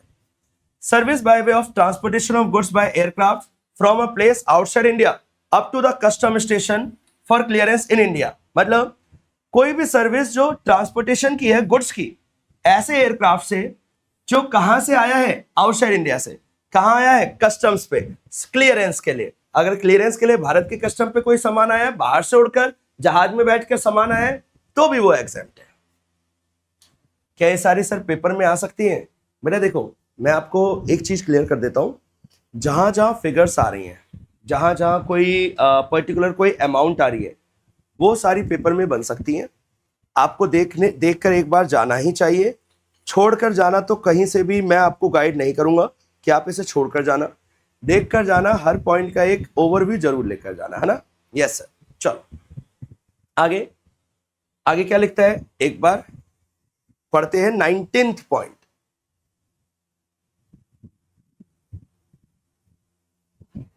पढ़िएगा, ऐसा चाहिए वाला पॉइंट ना अब हमारे काम का बहुत ज्यादा नहीं है वैसे। Service by way of transportation of goods by aircraft from custom station of clearance in India to a place outside India. ध्यान से देखो, इस वाले का उल्टा नहीं हो गया है, बाहर से इंडिया और यहां इंडिया से बाहर, एग्जेम्प्ट। अगला, service by way of transportation of goods bye vessel from custom station. अभी तक सब कुछ एयरक्राफ्ट से चल रहा था, सेम पॉइंट है बेटा किसके लिए, vessel, except. Satellite launch services, except. Service by way of transportation by rail or vessel from one place in India to another of the following goods. अगर रेल या वेसल के द्वारा ये सारे गुड्स जा रहे हैं, रिलीफ मटेरियल जब बाढ़ वगैरह आ जाती है उन चीजों के लिए, डिफेंस के इक्विपमेंट्स जा रहे हैं, मिलिट्री के इक्विपमेंट्स, न्यूज़पेपर जा रहे हैं, मैगजीन जा रही हैं, एग्रीकल्चर का सामान जा रहा है, मिल्क, सॉल्ट, फूड ग्रेन्स, ये सब कुछ जा रहा है, इन सब के ट्रांसपोर्टेशन पे भी जीएसटी नहीं है। ठीक है सर, ये काम का पॉइंट था। ऑर्गेनिक मैन्योर जा रहा है, जीएसटी नहीं। Service provided bye a goods transport agency bye way of transporting in a goods carriage of agriculture produce. कोई एग्रीकल्चर सामान जा रहा है, मिल्क, सॉल्ट, फूड ग्रेन्स जा रहे हैं, ऑर्गेनिक मैन्योर जा रहा है, ये वही सारे पॉइंट है ऊपर वाले। बेशक जीटीए दे रहा है, स्टिल एग्जाम्प्ट है। वैसे जीटीए इनके अलावा कुछ देगा तो टैक्सेबल है। ये सारी चीजों के लिए एग्जाम्प्ट है, सरकार मेहरबान है। इससे फायदा क्या होगा पता है ना, इससे फायदा ये होगा इन पे जीएसटी नहीं है तो ये चीजें हमारे पे थोड़ी सी सस्ती पहुंचेंगी, सरकार ये चाहती है। ठीक है सर, आगे क्या लिखा हुआ देखते हैं। आगे लिखता है, service provided by GTA to an unregistered person. Unregistered person को सर्विस दी है, including unregistered casual taxable person, चाहे सीटीपी क्यों ना हो। आपने पढ़ा हुआ है सीटीपी, एनआरटीपी, हाँ सीटीपी की बात है। Other than the following recipient, लेकिन फैक्ट्री को दे रहे हैं, सोसाइटी को, cooperative society, body corporate, partnership firm, CTP. अगर इन लोगों को दे रहे हैं तो क्या है, इन लोगों को दे रहे हैं तो जीएसटी है या नहीं है, है। इसके अलावा किसी और अनरजिस्टर्ड पर्सन को दे रहे हैं तो नहीं है। आई होप ये क्लियर होगा। अगला, service provided by GTA bye way of transport of goods in a goods carriage. हम गुड्स कैरेज की ट्रांसपोर्टेशन दे रहे हैं, किसको दे रहे हैं, ट्रांसपोर्ट और एस्टेब्लिशमेंट ऑफ सेंट्रल गवर्नमेंट, सरकार को दे रहे हैं, local authority government of India को दे रहे हैं, तो जाहिर सी बात है सरकार ने खुद के लिए सर्विस ली है, except. Service by way of giving on hire, hire पे दे रहे हैं स्टेट ट्रांसपोर्ट अंडरटेकिंग, एक मोटर व्हीकल जिसमें 12 से ज्यादा पैसेंजर है, एग्जेम्प्ट है। टू अ लोकल अथॉरिटी और एन इलेक्ट्रिकली ऑपरेटेड व्हीकल, कोई ईवी दे रहे हैं जिसमें अगेन 12 से ज्यादा पैसेंजर है। देखो ये ए वाला पॉइंट ना अमेंडमेंट के तौर पे आया होगा इलेक्ट्रॉनिक व्हीकल्स को भी प्रमोट करने के लिए। ठीक है, to a goods transport agency. In short, अगर बेटा आप ध्यान से पढ़ रहे हो ना, ये पिछले कुछ पॉइंट सारे ट्रांसपोर्टेशन से रिलेटेड चल रहे हैं, और जहां कोई इंपॉर्टेंट चीज ट्रांसपोर्ट हो रही है, लाइक कोई मेडिकल रिलीफ का कोई सामान जा रहा है, या फिर जैसे ये वाला पॉइंट पढ़ो, ये कितना अच्छा पॉइंट है, motor vehicle for transportation of student, students transfer हो रहे हैं, मतलब ट्रांसपोर्ट हो रहे हैं, फैकल्टी स्टाफ ट्रांसपोर्ट हो रहा है, providing service of transportation of student, school की बसें लगी हुई हैं, ये सब एग्जाम करा हुआ है, सरकार ने सोच समझ कर किया हुआ है, अच्छी अच्छी चीज है, एग्जाम है। Service by way of access to a road or bridge on payment of toll charges, exam है, टोल चार्जेस जीएसटी नहीं लगेगा। Service by way of access to a road or bridge on payment of annuity, कोई पास बन रहा है वो भी नहीं, उस पर भी जीएसटी नहीं लगेगा। Service by way of loading unloading packing storage of warehousing of rice, rice की वेयर हाउसिंग लोडिंग अनलोडिंग पे भी जीएसटी नहीं लगेगा। Service by way of warehousing of minor forest produce, जो फॉरेस्ट का produce है उसकी warehousing पे भी जीएसटी नहीं लगेगा। Service by way of storage warehousing of cereals, pulses, fruits, vegetables, इनके स्टोरेज पे भी जीएसटी नहीं लगेगा। तो बेटा ये अलग अलग चीजें बता रखी है जिनके ऊपर जीएसटी नहीं लग रहा है। ठीक है, service by way of extending deposit, loan, advance in so far as consideration is represented by way of interest और डिस्काउंट, जो इंटरेस्ट और डिस्काउंट का पोर्शन है उस पर जीएसटी नहीं लगेगा। Other than interest involved in credit card, जो क्रेडिट कार्ड का इंटरेस्ट है उस पर जीएसटी लग जाएगा। ये पॉइंट बन सकता है बेटा, ये पॉइंट प्लीज पढ़ के जाना। जो डिपॉजिट और लोन्स और एडवांस की सर्विस है जीएसटी नहीं लगेगा, इंटरेस्ट वगैरह पे जीएसटी नहीं लगेगा, लेकिन जो क्रेडिट कार्ड का इंटरेस्ट लग जाएगा। इंटर से सेल और purchase of foreign currency among banks और ऑथराइज्ड डीलर, जो बैंक और डीलर आपस में खरीद रहे हैं वो फॉरेन करेंसी, उस पर जीएसटी नहीं लगेगा। कंज्यूमर के साथ खरीद रहे हैं तो लग जाएगा। ठीक है, ये अच्छा पॉइंट था बेटा, 27वां पढ़ के जाना। Service provider banking company to basic service bank account, वो जो जनधन योजना थी उसके तहत जो भी बैंक सर्विस दे रहा है जीएसटी नहीं लगेगा। Service of life insurance business provided by of annuity under national pension system scheme, NPS scheme के तहत कोई सर्विस दे रही है एनपीएस, उस पर भी जीएसटी नहीं लगेगा। Service of life insurance business provided or agree to be provided by the army, naval and बाकी इंश्योरेंस फंड्स इन लोगों को दिया जा रहा है। मतलब आर्मी, नेवी और एयरफोर्स वाले जो रिस्पेक्टिव प्रोफेशनल्स है, जो एम्प्लॉइज है, उन लोगों को जो भी लाइफ इंश्योरेंस का बिजनेस की सर्विस दी जा रही है, एग्जेम्प्टेड है। Service of life insurance provided or agree to be provided by naval group insurance fund, जो भी ये फंड का नाम है पर्टिकुलर लोगों के लिए है, to the personnel of coast guard, coast guard वाले लोगों को भी सर्विस दी जा रही है, एग्जेम्प्टेड। ये संस्थाएं दे रही है कुछ लोगों को, ये फंड दे रहा है सर्विस इन लोगों को, तो ये एग्जेम्प्टेड है। Service of life insurance provided or agree to be provided by central arm forces, मतलब ये देखो पहले ये कवर करते हैं आर्मी, नेवी, एयरफोर्स वालों को, फिर कोस्ट गार्ड वालों को, फिर ये जो हमारे CAPF वाले जवान होते हैं उन लोगों के लिए, इन सब के लिए जो भी सर्विस जा रही है इंश्योरेंस वाली, ये सारी लाइफ इंश्योरेंस की सर्विस क्या होने वाली है, एग्जेम्प्ट। ठीक है सर। सर्विस बाय ESIC, सबने नाम सुना होगा, एम्प्लॉय स्टेट इंश्योरेंस कॉर्पोरेशन, इसकी सर्विस एग्जेम्प्ट है। EPFO की सर्विस एग्जेम्प्ट है। Service by coal mines PF organisation, इसकी सर्विस एग्जेम्प्ट है। नेशनल पेंशन सिस्टम की जो सर्विस है वो भी एग्जेम्प्ट है। इसके अलावा service by an acquiring bank, बेटा एक्वायरिंग बैंक समझते हो, ये उसकी बात कर रहा है जो हम ट्रांजैक्शन करते हैं card, debit card, credit card, UPI के द्वारा, तो पहले ना एक्वायरिंग बैंक समझना। For the purpose of this, acquiring bank means any bank या फाइनेंशियल इंस्टीट्यूशन इंक्लूडिंग NBFC और any other person who makes the payment to any person who accepts such card। मतलब acquiring bank आपस में, मैंने तो payment सामने वाले को कर दी, अब वो लोग आपस में भी जो लेन देन कर रहे होते हैं उनको बोला जा रहा है एक्वायरिंग बैंक। अब उनके लिए क्या लिखा हुआ है पढ़ना। Service by acquiring bank to any person in relation to settlement of an amount up to 2000 rupees. ये आपने सुना भी होगा, आप दुकानों पे जाते होगे, 2000 तक का बिल है तो कोई दिक्कत नहीं, GST नहीं लगेगा सिंगल ट्रांजेक्शन में। Through credit card, debit card, चाहे किसी के द्वारा भी कर रहे हो, कोई एक्वायरिंग बैंक कोई GST नहीं लगाएगा, लेकिन 2000 रुपए से ज्यादा हो गया तो फिर GST लगाना पड़ जाएगा 100%। ठीक है। 34 है, service supplied by central government, state government to their undertaking और PSU। सेंट्रल गवर्नमेंट अपनी PSU को जो सर्विस दे रही है, लोन वगैरह दे रही है, जो भी दे रही है, उन सब पे GST नहीं लगेगा। Service bye general insurance business under the following, हट इंश्योरेंस स्कीम, कैटल इंश्योरेंस, भेड़ बकरियां insurance, scheme for insurance of tribals, Janata personal accident, मतलब ये कुछ पर्टिकुलर इंपॉर्टेंट कैटेगरी को, जो थोड़े से बैकवर्ड है या इंपॉर्टेंट लोग हैं, इन लोगों के लिए जो भी इंश्योरेंस की सर्विस आ रही है जनरल इंश्योरेंस की, इन लोगों के लिए GST नहीं है। ठीक है सर, एग्जेम्प्ट है। ये सारी पूरी बेटा लिस्ट दे रखी है, इन सब में एग्जेम्प्टेड है। Service of life insurance business, Janashree Bima Yojana, Aam Aadmi Bima Yojana, life micro insurance product, Varishtha pension Bima Yojana, प्रधानमंत्री जीवन ज्योति बीमा योजना, ये तो एकदम ही लेटेस्ट है, प्रधानमंत्री जनधन योजना, इन सब की सर्विस एग्जेम्प्ट है। Service by way of reinsurance exempt है। Service by way of collection or contribution under Atal pension Yojana, Atal pension योजना भाई सरकार की ज्यादातर स्कीमें एग्जेम्प्ट है, ज्यादातर क्या ऑलमोस्ट सभी है। Service by way of collection of contribution under any pension scheme, कोई स्टेट गवर्नमेंट की पेंशन स्कीम है, एग्जेम्प्ट है उसकी service. Service under the following person in respective capacities, business facilitator और a business correspondent to a banking company with respect to accounts in its rural area branch। भाई आपने देखा होगा वो होते हैं बैंकों के ना केंद्र खुले होते हैं, छोटे छोटे अलग अलग एरिया में खुले होते हैं, जहां से बैंकिंग का बिजनेस ला के देते हैं अपने बैंकों को। जैसे आपने सुना होगा केंद्र करके, हिंदी में पता नहीं क्या कहते हैं, सुविधा केंद्र करके कुछ कहते हैं, GST सुविधा केंद्र नहीं कह रहा मैं, ये बैंक वाले खुलवा के रखते हैं, बैंक मित्र टाइप के होते हैं, जो गांव में छोटी छोटी यूनिट्स बना के रखती हैं, और फिर यहां से ना जो भी क्लाइंट, जो भी कस्टमर आता है, उनके बैंक अकाउंट खुलवाते हैं, पैसा लेन देन करवाने में हेल्प करवाते हैं। तो ये बिजनेस फैसिलिटेटर जो बैंक की हेल्प कर रहा है, ये भी एग्जेम्प्ट है, ये होता है। ठीक है सर, लेकिन गांव के लिए service by intermediate of financial service, IFSC जिसे कहते हैं, इन multi service SEZ international financial service में जो एक बंदा दूसरे बंदों को सर्विस दे रहा है, एग्जेम्प्ट है। Service provided to central government, state government, UT under any insurance scheme for which total premium is paid by the central government, कोई ऐसी स्कीम जो सर्विस सेंट्रल गवर्नमेंट को जा रही है और उसका प्रीमियम भी सेंट्रल गवर्नमेंट ने पे करा है, तो बेटा सेंट्रल गवर्नमेंट से लोगे क्या GST, एग्जेम्प्ट है।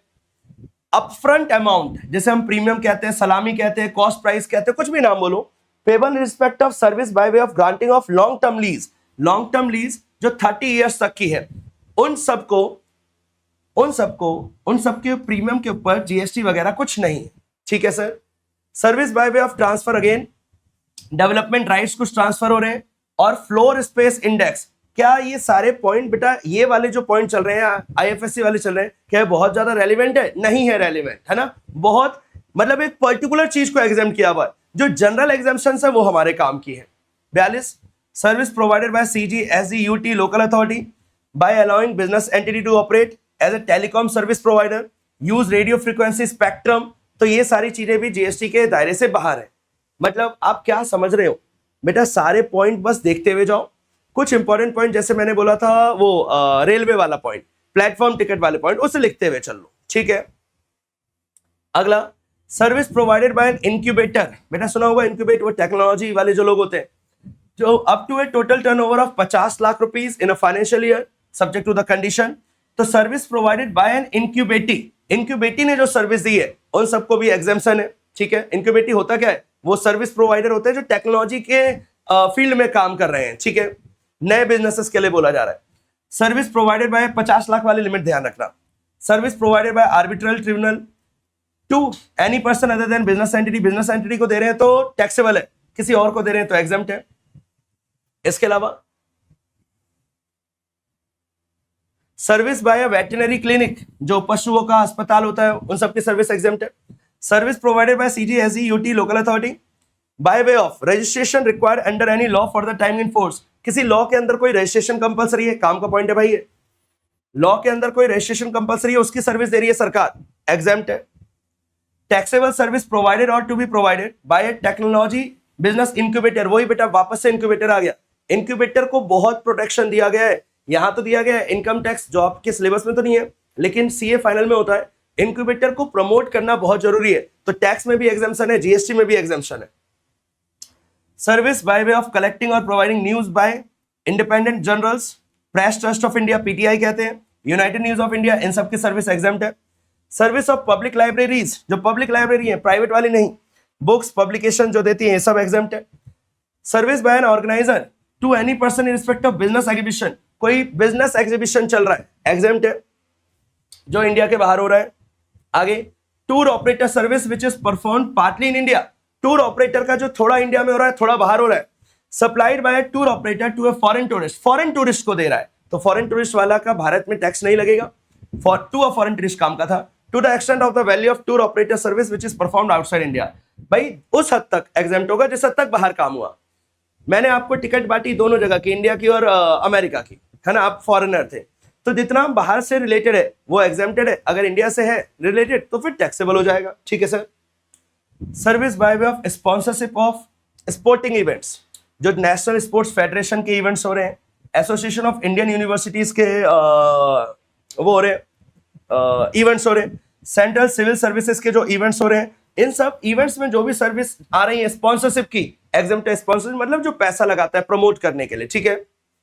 अगला, service relating to cultivation of plants and rearing of all life forms of animals, वो पशु पालना, ये सारी चीजें जिसमें एग्रीकल्चर ऑपरेशन, फार्म लेबर हो गया, प्रोसेसिंग हो गई, रेंटिंग हो गई, हार्वेस्टिंग हो गई, लोडिंग अनलोडिंग हो गई, ये सारी चीजें एग्जाम्प्ट है, जरूरी था फार्मर्स के लिए। Carrying out an intermediate production process as job work, किसी प्लांट, किसी एनिमल, किसी food, fibre, fuel, raw material के लिए कोई इंटरमीडिएट प्रोडक्शन प्रोसेस, बीच का कोई प्रोडक्शन जो जरूरी है उस चीज के लिए, वो करवा रहे हो, एग्जाम्प्ट है। Service by way of artificial insemination of live stock, live stock horses को छोड़कर बाकी जो आप जानवरों के लिए जो भी एक्टिविटीज कर रहे हो, एग्जाम्प्ट है, ठीक है। Service by way of pre conditioning, pre cooling, ये अगेन बेटा वो फ्रूट्स वेजिटेबल्स से रिलेटेड है, ripening, waxing, retail packaging, labelling, ये सब एग्जाम्प्ट है। Service provided by national centre for cold chain development, बेटा कोल्ड स्टोरेज बहुत काम की चीजें होती हैं, वहां पे फल फूल सब्जियां ये सब स्टोर करा जाता है, उनकी सर्विसेज, उनके द्वारा जो सर्विस है एग्जाम्प्ट है। Service by way of foreign diplomat, exempt है। Service by specified organisation respect of religious pilgrimage, religious pilgrimage के लिए कोई सर्विस जारी है, एग्जाम्प्ट है, सरकार बताती है कौन कौन सी ऑर्गेनाइजेशन का एग्जाम्प्ट है, ठीक है। Service provided by the central government state UT by way of issuance of passport, visa, driving licence, birth certificate, death certificate, exempt है, ये काम का था, ठीक है sir. Service by way of granting national permit to a goods transport, भाई national permit दिया जाता ना, लिखा होता है ट्रकों पे ऑल इंडिया परमिट, एग्जाम्प्ट है, उस लाइसेंस की फीस की जो सर्विस है वो एग्जाम्प्ट है। Service provided bye CGSE UT local authority by way of tolerating non performance of a contract for which consideration in form of fine और liquidated damages. मतलब भाई मैंने आपको रोड बनाने के लिए दिया, मैं सेंट्रल गवर्नमेंट था, ध्यान समझना, आपने टाइम पे नहीं बनाया तो ना मैं आपसे जुर्माना लूंगा, उस जुर्माने को बोलते हैं लिक्विडेटेड डैमेजेस, उसके ऊपर जीएसटी नहीं है, ये कहना चाहता है। ठीक है सर। अगला सर्विस सेम है CGSE UT local authority by way of assignment of rights to use natural resources. कोई नेचुरल रिसोर्सेज यूज करने के लिए दिए टू इंडिविजुअल फार्मर या कल्टीवेशन फॉर प्लांट्स और इन चीजों के लिए, मतलब फार्मर्स को कोई नेचुरल रिसोर्सेज यूज करने के लिए दिए, एग्जाम्प्ट है सर। आगे एसेट बहुत काम का नहीं था। Service provided by central state or UT local authority by way of assignment of right to use of any natural resources where such right to use was assigned by the central government, state government, UT or local authority before 1 April 2016। जो पुराने वाले right to use थे वो भी, मतलब GST आने से पहले थे, वो भी एग्जाम्प्ट है। बस ये क्लैरिफिकेशन का पॉइंट था। ठीक है सर, क्या समझ रहे हैं भाई? भूल गए क्या? आओ पहले रुक जाओ। बहुत सारी ट्रांजैक्शन है, 80-90 है, और ये 80-90 नहीं है, शुरुआत वाले पॉइंटों में तो एक एक के अंदर 10-10 है, तो बहुत सारी ट्रांजैक्शन है। अब इसका उपाय क्या है सर? जो एक एक लाइनर है, 1 लाइनर है, बहुत इजी है। जो कुछ इंपॉर्टेंट आप क्वेश्चन पेपर पलटोगे, इंस्टीट्यूट की बुकों में क्वेश्चन दिखेंगे, वो अच्छे से याद कर लेना बस, और कुछ नहीं करना। ये जो टॉपिक चल रहा है ना इतने सारा का, ऐसा मत करना कि एक एक याद करने लग गए। अगर एक एक याद करने लग गए ना भाई, बहुत ज्यादा टाइम वेस्ट हो जाएगा। रिवीजन में इसे सारे पॉइंट का आपको एक छोटा सा ओवरव्यू तो मिल ही रहा होगा, फिर इस ओवरव्यू के बाद एक बार बस आप बुक से रीड कर लेना बस, फिर जब पेपर लास्ट आ रहा होगा उस दिन देख लेना, और कुछ नहीं करना। ये जो अभी मैं तेरी से करवा रहा हूं, इससे आपको एक परफेक्ट ओवरव्यू मिल जाएगा सारी चीजों का।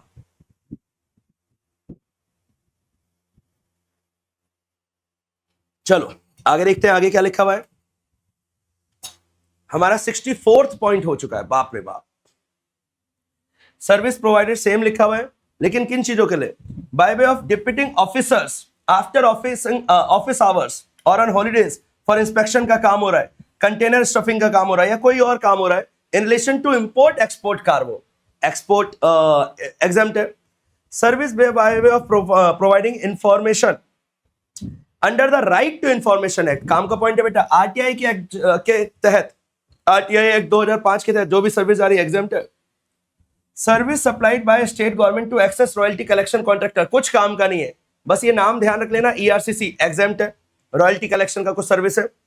Service provided by education institution, जो स्टूडेंट्स, फैकल्टी और स्टाफ के लिए है, एग्जाम्प्ट है। By education institution by way of conduct of entrance examination, जो एंट्रेंस के एग्जामिनेशन होते हैं, एग्जाम्प्ट है। To an education institution, service provided to an education institution by way of transportation of students, bus की transportation, बच्चों के transportation के लिए, केटरिंग, जो बच्चों का मिड डे मील आता है, वो सब कुछ हो गया। ये बेटा बहुत काम का पॉइंट है, याद करके जाना, लर्न करके जाना है, डन। इसे हमने थोड़ा देख भी लिया डिटेल में। सिक्योरिटी और cleaning of housekeeping service, सफाई वफाई या सिक्योरिटी की service. Service leading to admission to और कंडक्ट ऑफ एग्जामिनेशन, एग्जाम से related service. Supply of online educational journals, जो ऑनलाइन एजुकेशन की बुकलेट्स आती हैं, ये सब कुछ एग्जाम्प्ट है बेटा, प्योर प्रैक्टिकल पॉइंट है। ये सारी चीजें सच में ही हमारे इंस्टीट्यूटों के साथ भी हो रही होती है, कॉलेजेस वगैरह के भी साथ हो रही होती है, स्कूलों के साथ भी हो रही होती है, प्योर प्रैक्टिकल है, पेपर में आने लायक। इसे प्लीज याद करके जाना है, ठीक है सर। आगे, service provided to recognise sports body by individual as player, referee, umpire, coach, team manager, इन सब ने जो भी सर्विस दी है एग्जाम्प्ट है। Any service provided by national skill development corporation, a sector skill council, an assessment agency approved by the sector skill council, a training partner approved by the council। तो in short ये सारे skill development की activities हैं जो भी council ने approve कर रखा है, जो भी स्किल डेवलपमेंट की काउंसिल है, वो सारी सर्विसेज भी एग्जाम्प्ट है। लेकिन ध्यान रहे, ये national skill development services skill से रिलेटेड होनी चाहिए, ठीक है। Service of assembling bodies empanel centrally by directorate general of training, ministry of skill development, again बेटा स्किल डेवलपमेंट का कोई काम है, एग्जाम्प्ट है। Service provided by training providers, bracket छोड़ना, under Deen Dayal Upadhyaya Grameen Kaushal Yojana, Kaushal Yojana, skill India, again vocational courses, exempt है।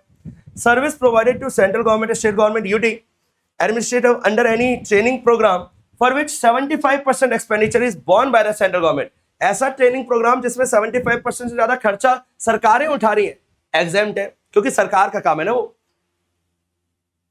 Service by way of health care service by clinical establishment, जो भी पैरामेडिक्स या फिर जो भी ऑथराइज मेडिकल प्रैक्टिशनर दे रहे हैं, एग्जेम्प्ट है.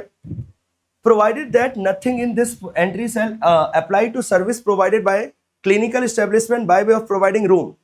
अगर रूम दे रहे हैं तो है जीएसटी, लेकिन आईसीयू दे रहे हैं तो फिर नहीं है.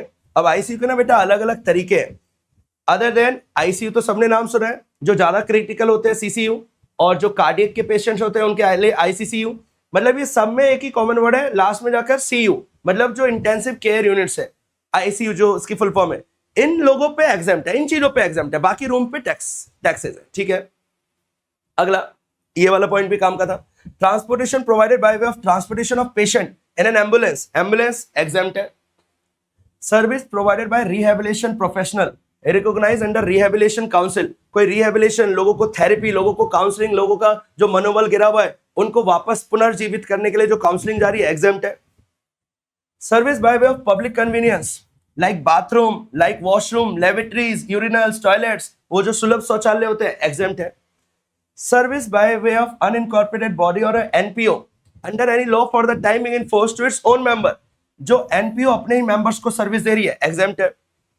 अगला, service provided bye unincorporated body or NPO registered under any law for the time being enforced engage in activities relating to welfare of industrial or agricultural labor, farmers के वेलफेयर के लिए जो संस्थाएं बनी हुई है, एग्जाम्प्ट है. Promotion of trade, commerce, industry, agriculture, art, science, भाई ये सब कुछ वो नहीं है, चैरिटेबल और देश के लिए अच्छे काम है, एग्जाम कर दिए सरकार ने. ठीक है. Service by an artist by way of performance and folk, भाई ऐसे कहीं नाच गाना हो रहा हो, फोक और क्लासिकल होना चाहिए, म्यूजिक, डांस, थिएटर में चल रहा हो, एग्जाम्प्ट है.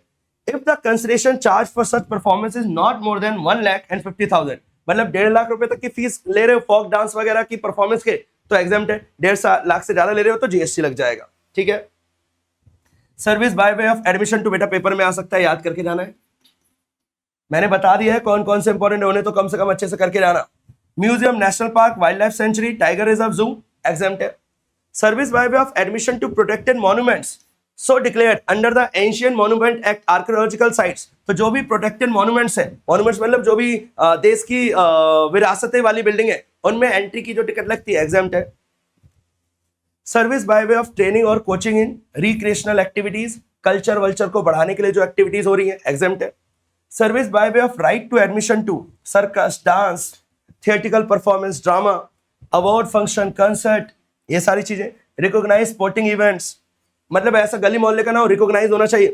प्लेनेटेरियम, इन सब में जो भी एडमिशन फीस है सब एग्जाम्प्ट है. Service by way of right to admission to the events organise under FIFA, बेटा फीफा वाला पहले भी पॉइंट आया था, एग्जाम्प्ट है. Service provided to the United Nations, भाई उनको जो भी सर्विस आ रही है, एग्जाम्प्ट है. Service by way of right to admission, बेटा ये वो 2020 वाला वर्ल्ड कप आ गया, फीफा, दोनों सेम ही पॉइंट है ना. एक 2017 वाला और एक 2020 वाला, दोनों अलग अलग लोगों के लिए थे, दोनों फीफा अंडर वाले ही थे. ठीक है, मतलब ये मेन वाले नहीं थे, तो ये सारी सर्विस भी एग्जाम्प्ट है. Service provided to a foreign diplomatic mission, या किसी कंसुलर को या किसी और पोस्ट को जो सर्विस दी जा रही है, एग्जाम्प्ट है, या उनके फैमिली मेंबर्स को दी जा रही है, एग्जाम्प्ट है. Service by the central government और स्टेट गवर्नमेंट और any local authority by way of any activity in relation to function interested to a panchayat, बेटा पंचायती वाला काम, एग्जाम्प्ट है. Service received from a provider of service, received from a provider of service, service मुझे मिली है in a non taxable territory, मुझे service मिली है, सेंट्रल गवर्नमेंट इन सब ने मुझे सर्विस दी है, या फिर 12A वाली संस्था ने दिया है, या फिर किसी नॉन टैक्सेबल टेरिटरी के बंदे ने दिया है. ये तो पहले भी पढ़ा था ना, एक नॉन टैक्सेबल दूसरे नॉन टैक्सेबल को देता है, एग्जाम्प्ट हो जाता है. यहाँ पे बस नया क्या था, यहाँ पे जो सर्विस प्रोवाइडर है उसको सर्विस दी है सेंट्रल गवर्नमेंट ने या 12A वाली इंस्टीट्यूशंस ने, तो एग्जाम्प्ट है. Service received by reserve bank of India, जो भी सर्विस आरबीआई ले रहा है इंडिया के बाहर फॉरेन एक्सचेंज के रिजर्व्स के मैनेजमेंट को लेकर, एग्जाम्प्ट है. Service provided by tour operator to a foreign tourist, जो पूरा का पूरा टूर ही इंडिया के बाहर चल रहा है, तो भारत में क्यों लेगा, भारत के बाहर ही घुमा रहे हैं, बंदा भारत का लेकिन घुमाने का काम सारा भारत चल रहा है, फॉरेनर को बाहर घुमा दे रहे हैं, तो एग्जाम्प्ट है. बस बस बेटा बस, देखा आपने, बस देखा, 87 इज बस।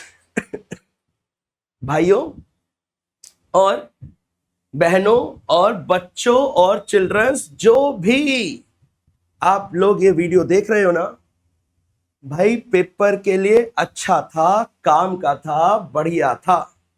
अभी एग्जैक्ट टाइम में बताता हूं, लगभग 1 घंटा 40 मिनट, है ना। हर पॉइंट को आपने 1 घंटे 40 मिनट में तेजी से देखा। ओके, जो इंपॉर्टेंट थे वहां आपने 1 मिनट 2 मिनट 3 मिनट के लिए वीडियो पॉज करी, उसको लिख लिया। ये एग्जाम्शन वाले जो लास्ट है उसमें कुछ कुछ लगभग 10-15 तो बहुत इंपॉर्टेंट है, जिसपे मैंने इंपॉर्टेंट बोला है उससे तो अच्छे से कर लेना, बाकी का एक ओवरव्यू लेकर जाना, है ना। और ये पूरी ही क्लास एक बार जरूर देख लेना, पूरी देखना, स्किप करके देखिए तो दिक्कत है। हमने जितनी चीजें हो सकती थी कम से कम टाइम में ज्यादा से ज्यादा वो कवर किया है। अब आपका टर्न क्या है। आज ये क्लास हो गई, आपने देख ली, आपने जो लिखा उसे देखो, बुक उठाओ, क्वेश्चन देखो पूछता कैसे, फिर आपको आइडिया लग जाएगा, ठीक है भाई ये तो हमें आता है, ये तो हमें आता है, ये तो आता है। जहां नहीं आ रहा है सर उसे एक बार और रिवाइज कर लो बेटा, और एक बार रिवाइज कर लो और मुझे बता दो, मैं रिवाइज करवा दूंगा। या तो it means do not give your 100% time on each item, devote time two important areas. जो इंपॉर्टेंट टाइप कंटेंट है उस पर टाइम डिवोट करो, और जो कम इंपॉर्टेंट है उस पर टाइम डिवोट मत करो मेरे बेटा, मैं बस ये समझा रहा हूं। अभी जो पॉइंट काम के थे आपने देखा होगा, मैं हाँ सुन बेटा सुन, लेकिन जो इंपॉर्टेंट नहीं थे, इसने इसको सर्विस दी, उसने उसको सर्विस दी। तो अभी जब आप पढ़ रहे होगे ना तो 3 घंटे लगा लो, डबल टाइम लगा लो, एक बार बुक से सारे पॉइंट रीड कर लो। जो लास्ट वाले थे शुरुआत शेड्यूल 1 2 3 तो बेटा डिटेल में पढ़े हैं आपने, उसके बाद एग्जाम्शन वाले जो बहुत बेसिक थे वो हमने तेजी से करो, ऐसे एक बार बुक से और पढ़ लो, बस खत्म हो जाएगा। आप आराम से क्वेश्चन अटेम्प्ट कर पाओगे भाई इस चैप्टर का, मैं पक्का कह रहा हूं, 100% कह रहा हूं। देखो इस क्वेश्चन में से ना बेटा, इस चैप्टर में से जो आप अभी पढ़ रहे थे ना, इसमें थ्योरी के क्वेश्चन बनने के चांसेस ज्यादा है। इसका कोई वैसा कोई न्यूमेरिकल क्वेश्चन बनेगा चांसेस कम है ना, कोई न्यूमेरिकल इसमें बनने के चांसेस कम है। थ्योरेटिकल क्वेश्चन बनेगा, अगर आपको आता होगा तो कर दोगे, नहीं आता होगा तो नहीं कर पाओगे। न्यूमेरिकल में तो न्यूमेरिकल्स पे भी डिपेंड है, आना भी चाहिए, प्रैक्टिस भी होनी चाहिए। यहाँ कोई प्रैक्टिस थोड़ी ना चाहिए, ये कोई पीजीबीपी का चैप्टर थोड़ी ना है कि प्रैक्टिस चाहिए, कैपिटल गेन थोड़ी ना है, हाउस प्रॉपर्टी थोड़ी ना है, या आईटीसी थोड़ी ना है, या वैल्यूएशन थोड़ी ना है कि प्रैक्टिस चाहिए। आप नॉर्मली इन कॉन्सेप्ट को 1 बार या 2 बार विजिट कर लेना, देख लेना, जो आपने समरी अभी बनाई होगी, नहीं बनाई तो बना लेना, उसको देख लेना। आप देखना, क्वेश्चन पेपर अटेम्प्ट करना, देखना अगर कोई क्वेश्चन हो रखा होगा तो आप अटेम्प्ट कर पाओगे। और कम से कम, अगेन बेटा मैं बार बार कह रहा हूं, कम से कम 5 प्रीवियस ईयर क्वेश्चन को अच्छे से देखो, उससे ये सीखो कि इंस्टीट्यूट कैसे क्वेश्चन पूछ रहा है, किन से ज्यादा क्वेश्चन पूछ रहा है, और फिर इंपॉर्टेंट एरियाज पे ज्यादा टाइम डिवोट करो। हर किसी पे इक्वली इंपॉर्टेंस टाइम, और किसी से सुन के तो बिल्कुल मत करो। ये पीवाईक्यू वाला तो काम खुद करो, खुद बाय सेल्फ ये वाला काम करो, तो आपको बहुत बढ़िया एडवांटेज मिलेगा एग्जाम के अंदर। इनफ टाइम है, आराम से आप चीजें जो आपकी छूटी हुई है उसे खत्म कर सकते हो, इंपॉर्टेंट एरिया को अच्छे से प्रैक्टिस कर सकते हो, याद कर सकते हो। तो प्लीज बच्चों आप सबसे मैं रिक्वेस्ट करता हूं कि बेटा अच्छे से पढ़ो और नंबर लेकर आओ, और कुछ गजब के नंबर लेकर आओ यार, इतने गजब के कि मजा सा आ रहा है कि मतलब एक बार के लिए बोलूं कि यार क्या बच्चा था। ऐसा करो सब, भाई हर बच्चा ला सकता है नंबर, टैक्स के अंदर प्योर प्रैक्टिकल चीज है। डन।